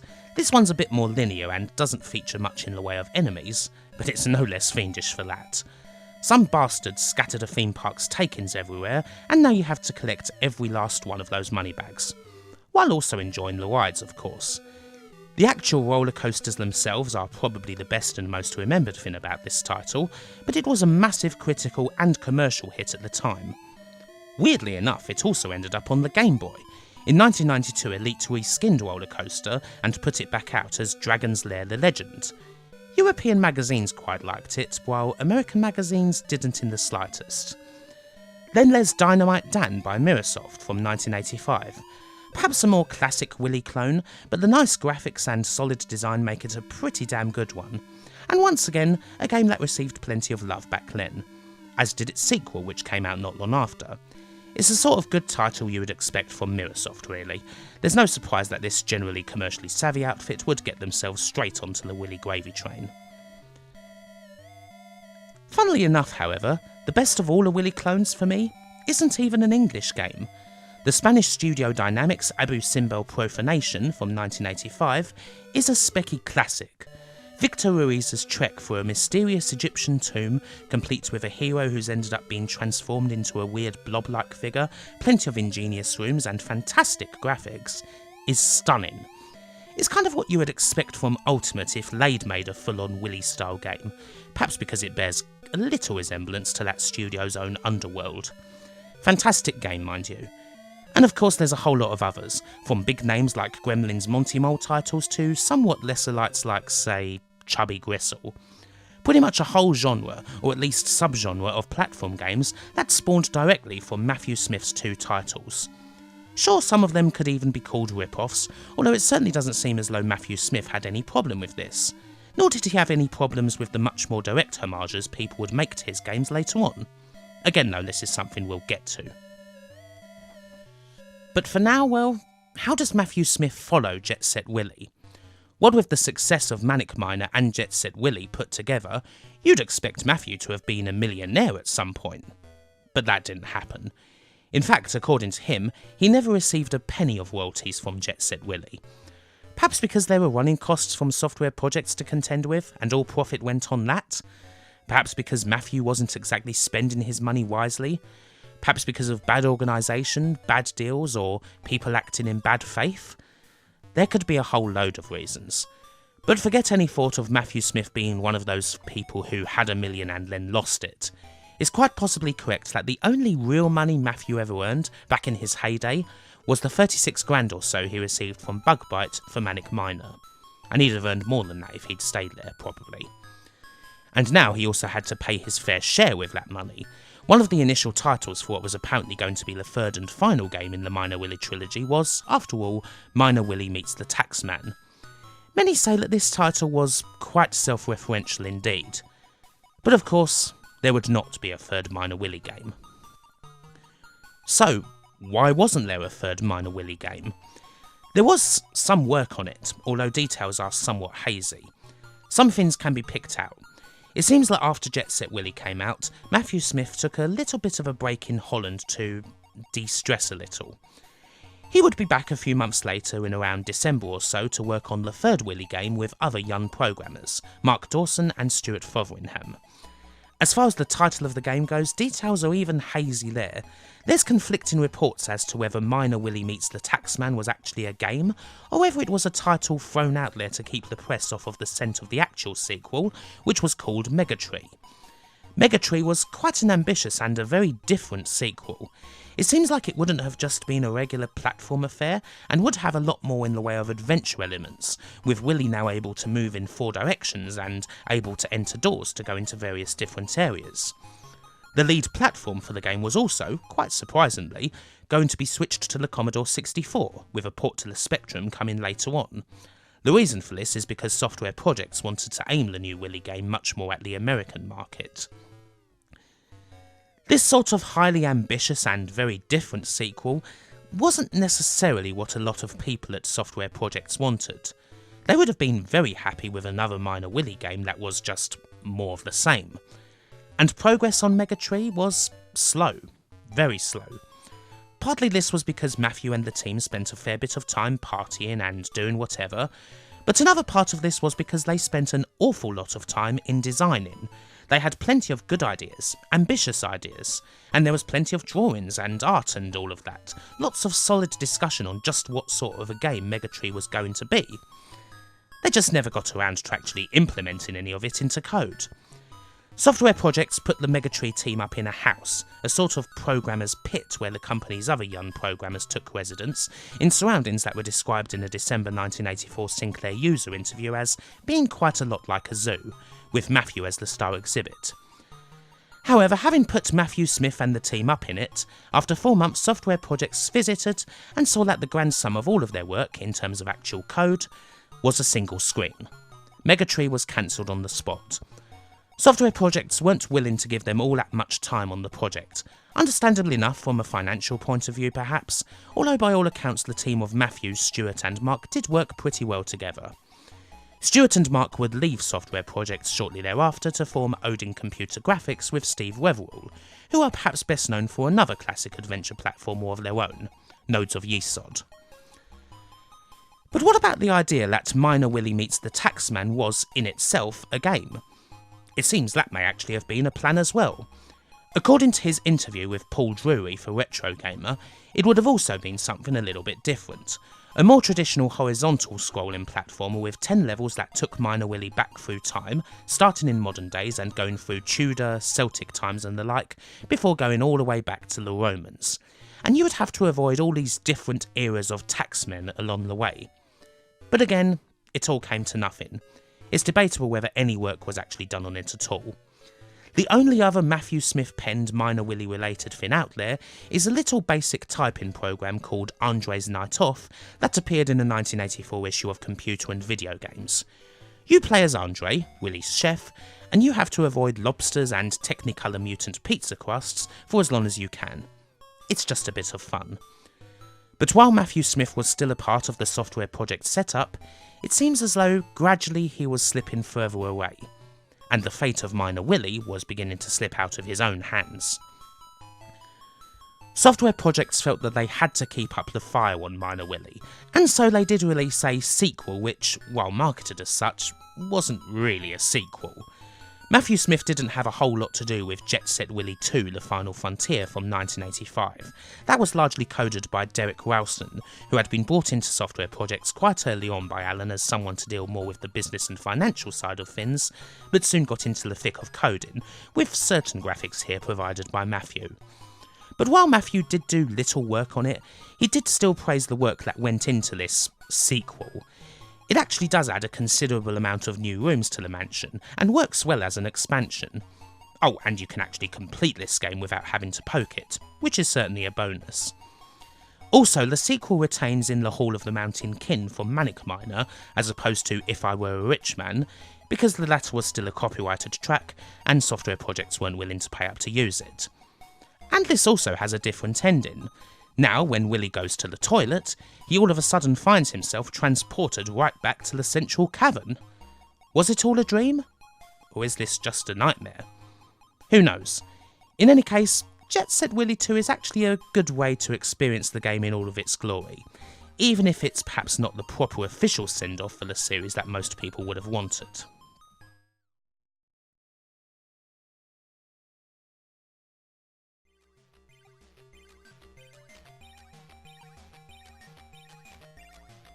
By this point, with the cancellation of Megatree, Matthew Smith found his attention drawn further away from Miner Willy.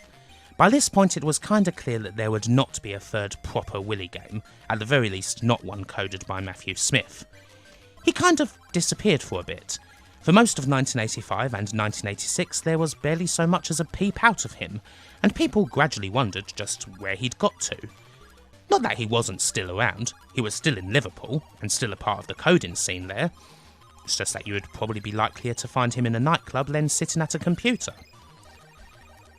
But in 1987, Matthew Smith would resurface when Software Projects started advertising a brand new game, one with the long and rather pastiche-tastic title, Attack of the Mutant Zombie Flesh-Eating Chickens from Mars.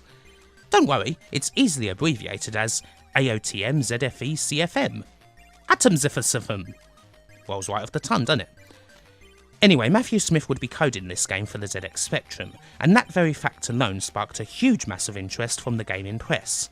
Finally, the prodigal son, one of the great bedroom coders, was making his return to the table. Attack of the Zombie Flesh-Eating Chickens was mostly previewed in Sinclair User, and, well, the previews don't make it sound that hot. It says that there's enormous graphics and everything moves very quickly, but that the game also mainly consists of running around left and right, trying to catch birds and avoiding trucks and chickens along the way. Later it would be revealed that Software Projects had been trying to get the license for the Roadrunner cartoon, but that fell through. And indeed so did this game. Again, the fate of zombie chickens kinda depends on who you talk to. Some in the press said that Matthew himself was not happy at all with the game as it stood, and that he decided it wasn't fit for release. However, other mags reported that Matthew had been asked to rethink and reconstruct it, indicating that other people weren't happy with it. It seems like the former is perhaps the most correct, especially seeing as the game had already been advertised in magazines and was very close to being finished. It would have been released in July of '87. But it got delayed, and then to the surprise of absolutely nobody, it was cancelled around the start of 1988. The game itself lived on though. Another Software Projects programmer named John Darnell had nearly finished his work on the C64 port of the game, which was then given a new graphical coating, released as Star Paws, and even eventually ported back to the Spectrum as Star Paws. And yeah, much like the previews made out, it's just not that good of a game. It's not an awful lot more than running about and trying to find birds. A Roadrunner and Wile E. Coyote game, but without the license. Perhaps not the grand comeback fitting the name of Matthew Smith, but it would be the last chance for one. Again, details are rough around the edges, but things at Software Projects had gradually gone rather sour and acrimonious between, well, it seems like just about everyone. Matthew Smith and Alan Mayton, previously long-term friends and colleagues for years, were now barely talking to each other. From what little details we have, it doesn't seem like anything ended well there. Matthew Smith was punted into the sidelines, hit games weren't exactly coming out with Miner Willy, their only real hit product, having run dry. There wasn't much else to do, and sometime in 1988, the company quietly folded.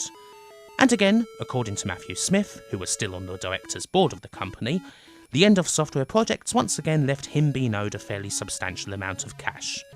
The prodigal son, the king of the bedroom coders, he was now without a games company. Essentially, he was out of the industry. Of course, he probably could have quickly found a job at another studio. Even with his proclivities for excess and somewhat flimsy track record by this point, there's probably no studio in the country that wouldn't have put Matthew Smith on their team if given the chance. But it appears as though that at the time, Matthew Smith had had quite enough of the games industry. And so he pretty much disappeared off the face of the earth. Went off the grid. Didn't see anyone from the industry, didn't contact anyone. Like that, he was gone. Vanished. This is the beginning of Matthew Smith's wilderness years, essentially. A whole lost decade where there's pretty much barely anything we can go on. It didn't really come to massively wider attention until the late 90s and the rise of the internet, when someone made a fairly popular page called Where is Matthew Smith? and all of a sudden everyone had stories of just where the guy was. Some said he died years ago. Others said they'd heard him calling on talk radio in the middle of the night. Others said he'd been in a mental institution and had legally changed his name to Matt from Earth. Others told dark stories involving cocaine, LSD, and even heroin. Others mentioned running into him in the Netherlands or Germany, with reports that he was living in a commune. Others still said he was living in the Wirral with his mother, in the house he grew up in. There were so many stories, all with varying degrees of veracity to them. They certainly helped give Matthew Smith a certain stand-in. He was essentially the Syd Barrett of computer games. He wowed the world with 2 freaky but brilliant games, and then disappeared after a load of drugs messed up his mind. The romantic-minded could even say that the more pragmatic and business-minded members of software projects had forced him out, just as Syd had been kicked out of Pink Floyd. I mean, it'd be kind of bullshit, but you could say it. I find it curious that 2 genius Spectrum programmers with boring names, Matthew Smith and Jonathan Smith, had these strange wilderness years. Quite the coincidence, although Joffa's DJ times in Blackpool were probably a lot more fun than Matthew's. The basic facts, from what we know, are that after the demise of software projects, he did kick around the Wirral for a number of years, looking for odd jobs, temporary warehouse work, factories, that sort of thing, and generally not finding much out there. He did move to Holland in about 1995, and he did live in a commune. This was better for him because he was actually able to find work out there. However, in around 1998 he fell foul of immigration because he hadn't kept his residency papers in order, and was basically marched straight out of the Amsterdam bar he was working in at the time and put on a plane back home. Living back at his mother's house, he snaffled an old 486 PC, got himself a 14.4K modem, and finally got himself access to the internet. And needless to say, it wasn't too long before he found out that, in the interceding years, lots of people had been talking about him. And they'd certainly kept Miner Willy in good hands.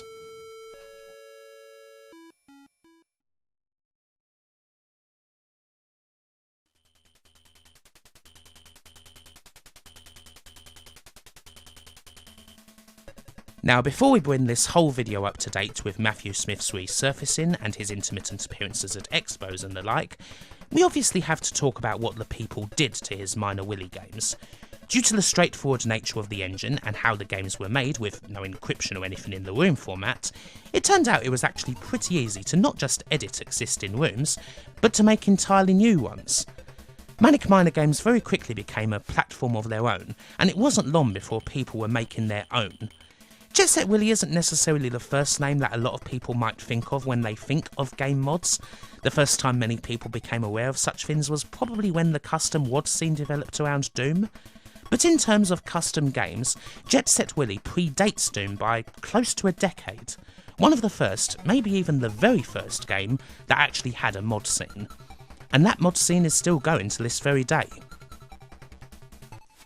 The history of Jet Set Willy modding can be traced all the way back to 1985, when Jet Set Willy editors started appearing. One in particular by a man named Mark Jeffries was included in the 12th issue of a mag called Spectrum Computing. Little did they know what they'd done. An unofficial but most certainly distributed Jet Set Willy 3 was released in the same year, and there was even a Willy clone, a game called Henry's Horde released by Alternative in 1985, that used a heavily modified version of the Jet Set Willy engine. Crazy, isn't it? I mean, that would never happen today. Anybody who's even looked at the bar, let alone passed it, would have an absolute fit. But these were different times. And then all these other titles started appearing, mostly distributed amongst a rather limited set of people, if indeed anyone at all, until the internet really started making waves. Games like The Continuing Adventures, Join the Jet Set, and The Deadly Mission, made by people like Richard Hallis and Adam Britton. They weren't modders because the term didn't even exist yet, they were just hobbyists and public domain folk who were happily riffing on something they loved. Maybe they didn't even know that anyone else was really doing such things at the time, until the internet came along and the wider Spectrum community found a home on Usenet groups and early fan pages, dovetailing with the rise of emulators that made it easy to play Speccy games on your PC, meaning of course that it was now easy for anyone to play these Jet Set Willy mods. It was here, in the mid-90s, that the Jet Set Willy fans would converge. Only a couple of years after that, Jet Set Willy modding pretty much went into overdrive. Names from the early days, such as Richard Hallis, resurfaced on the internet, providing updated versions of not only his old Join the Jet Set, but classics such as Adam Britton's The Deadly Mission for people to enjoy. And then came the new generation, a whole load of brand new Willy games, about a dozen in the year 2000 alone, and so many of them doing different things. They quickly evolved into more than just reskins of the mansion with new Guardian placements and the like. These people were breaking Matthew Smith's old game over their knee. There were a few giving some love to Manic Miner too, but the interest in Jet Set Willy mods was far greater. We had the likes of Jeff Eddy's ZX Willy the Bug Slayer, Nick Aldridge's Mr. Top Hat, or Matt Doherty's Maria's Revenge. And still there is perhaps one name amongst all the modders, especially from this era, who really stands out. One Dr. Andrew Broad. Andrew Broad's Jet Set Willy mods are, well, they're something else. Right from his first, We Pretty in 1999, he was making these games that turned Willy into a completely different experience. He was riffing on classic films and literature, providing these perfectly self-contained little challenges, using every single possible exploit and trick to utterly transform Jet Set Willy, perhaps into something beyond what even Matthew Smith at his strangest could have envisioned. Other classics such as Goodnight Luddite, The Lord of the Rings and Party Willy really do go beyond what people thought the game could be. If you're aware of the classic Doom WOD The Sky May Be and others inspired by it, then Andrew Broad's takes on Willy are perhaps comparable to that. Perhaps not quite as out there, but certainly of the same spirit. He and many of the other modders helped each other out too. They helped chronicle the various mods for the game that were out there, both past and present, detailed the history of modding the game, built new tools and more powerful versions of the engine that would make editing even easier, and provided many valuable sites and resources. As a result of this, modding for Jet Set Willy is still very much alive and well today. There may be a whole bunch of new people at it now, a lot of the older folks such as Andrew Broad took their leave from the scene years ago, but for anyone with even the slightest interest in designing and creating games for the Speccy, Jet Set Willy modding is not an awfully bad place to start. Take what's already there at first and see what you can do with it, and then maybe see what you can add to it. That's what many have done, and despite the absence of the original creator, this is one of the reasons why Jet Set Willy continues to be remembered, 35 years later. Hell, the mod scene was an integral part of the celebration of the game that took place at the Play Expo. It couldn't not be. Doing a video on Jet Set Willy and not covering its mod scene would be incomplete. It was certainly one of the things that, on his belated arrival to the internet in around about 1999 or so, made Matthew Smith pretty damn chuffed. Oh, and speaking of which, it's time to welcome him back home.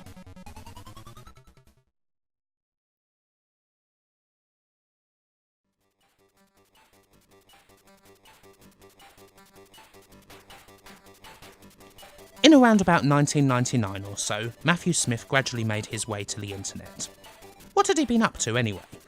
He sent out a few little emails here and there, a couple of which made their way to the Where is Matthew Smith website, who were happy to report that the legend had been found.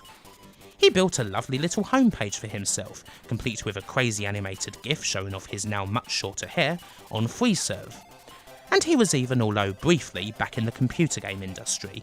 He took on a job with a company called RuneCraft, who released a version of Scrabble for the Game Boy Color in 1999 that, depending on who you talk to, was either mostly done by Matthew or was barely done by him. Alas, RuneCraft went out of business not long after releasing this, their one solitary game, and Matthew was once again out of the industry. Scrabble on the Game Boy Color remains, to this day, his last official video game credit. However, for quite a few people, the first time that they'd seen Matthew Smith in many a year would come in 2001, on television. A Channel 4 one-off show called Thumb Candy detailed, in 60 minutes, a brief history of various games and systems, interviewing the likes of Nolan Bushnell and Shigeru Miyamoto along the way. You know, the very, very top figures. But the programme also made room for a little look at Matthew Smith too. The presenter, Ian Lee, a somewhat polarising figure at the time, mostly famous for the rather in-your-face 11 o'clock show that provided a launching pad for Sacha Baron Cohen and Ricky Gervais, was and is a legit games nut. And while there is a certain bit of early 2000s attitude and flippancy to the way the programme is presented, the best part of it is when he travels to a somewhat nondescript home in Wallasey to interview Matthew Smith and play a bit of Manic Miner with him. His first interview, or indeed major appearance anywhere, since around about late 1984, when he was last in Sinclair User. It's a pretty good appearance. The man himself, all bed hair and wide, intense eyes, happily reminiscing about good times and bad, giving Ian a little one through the game's first screen, and also dispelling the odd rumour here and there. He certainly did live in a commune, although he didn't sell fish. However, he did apply for a job in a fish cutting factory. The most poignant little moment comes right at the end, with this line about how things go around and come around. Like 5 years after I did it, I was a washout, and 10 years after I did it, I was history. But it's coming up to 20 years now, and I'm a legend. It was pretty good to see him. Slightly bedraggled, but with plenty more life about him, and clearly happy at how people were still remembering and celebrating his games. It is crazy to think that Thumb Candy itself is getting close to being 20 years old. Matthew makes the odd public appearance here and there. He'll resurface once every few years. Occasionally there may even be the rumour that he's planning something, whether it's a new game for the Speccy or even something related to Miner Willy. He has at times made plans and started work for various games. A mobile platformer called Mooner Wally that may or may not have bared something of a resemblance to his more famous games, or a flash game called Oh Diana that was based on a character created by a comedian he'd met on a forum. Alas, none of these ever got finished. He was keen to point out in one interview that he never got any money whatsoever for Jet Set Willy's appearance on the infamous Amstrad emailer, a device so dreadful that paying £1 a minute to play old Speccy games like Willy was advertised as one of its main selling points. He will make the odd appearance at expos and on documentaries such as From Bedrooms to Billions, and there's an excellent interview with him in issue 48 of Retro Gamer, a Manic Miner special where the terrific Paul Drury interviews both him and his mum about his history and his games, while they both go through what sounds like a compost bag full of roll-ups. It's an excellent piece which has certainly informed this video, with a rather sad moment when Matthew's mum says that for all his talent and for all the talk about him, that it's rather bad that he has nothing now. He should have some money. From time to time he does have quite the insight. Matthew Smith never really stopped believing in the bedroom coder ideal. Indeed, he was always more comfortable working by himself or in a small team. At a talk in 2003, at a time when indie games were still barely a thing and it seemed out of the question you could release a successful game with a team of just a couple of people, Matthew Smith still believed that it could most certainly be done, so long as the idea was there. Back then, I wonder if people might have dismissed those thoughts as being from someone who was not only a bit addled from all the hard living, but was also clearly out of touch. In 2019, a time when lots of people are now doing exactly that, making highly successful games with tiny teams, even with solo projects, it almost seems clairvoyant. What goes around comes back around. In a sense, as one of the kins of the old bedroom coder days, the legacy of Matthew Smith, and indeed others like him, is all around us, with a bit of it present in any celebrated new release that's still coming out, essentially, from people's bedrooms. Of course, there is perhaps the little faintest of hopes that Matthew Smith could end up doing something again, even if that is quite unlikely. There is no denying that in the end, he's had a tough time of it. He certainly didn't make as much money as a lot of people thought he had, and what he had he didn't exactly spend wisely. There's certainly regrets, such as not buying a house when he had the chance, or not being quite so impatient.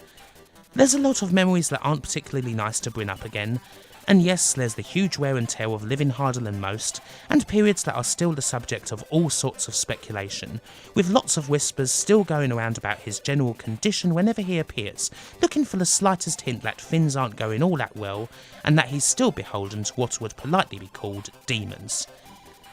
This is perhaps one of various reasons why, even if he did re-emerge, he doesn't really appear all that much. Some folks from the good old days are regulars on the circuit, some most definitely aren't, and he's absolutely the latter. He doesn't often take interviews, and there's only really a handful of people who are fully accepted into his inner circle as such.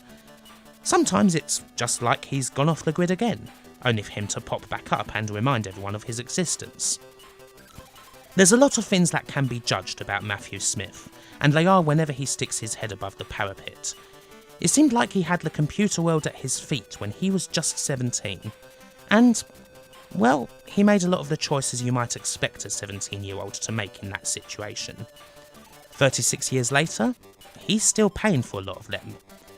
And yet, even if the panels can be awkward, the answers can be scattered, and the pauses can be long, there's still something special, an energy, something you feel, a warmth that radiates from him, especially when someone professes their love and talks about the impact that his games had on them. Hopefully when that happens, he can think, if only for a brief moment, that it was all worth it. Bye for now.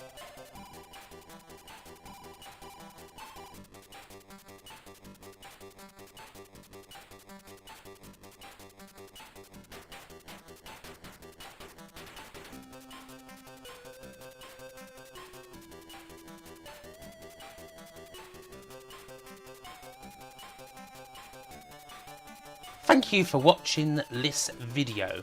If you like what you see, then please do follow me on my social media, and also, if you really wanna, have a look at my Patreon, because you could join the list of the great and the good, which you will see right here.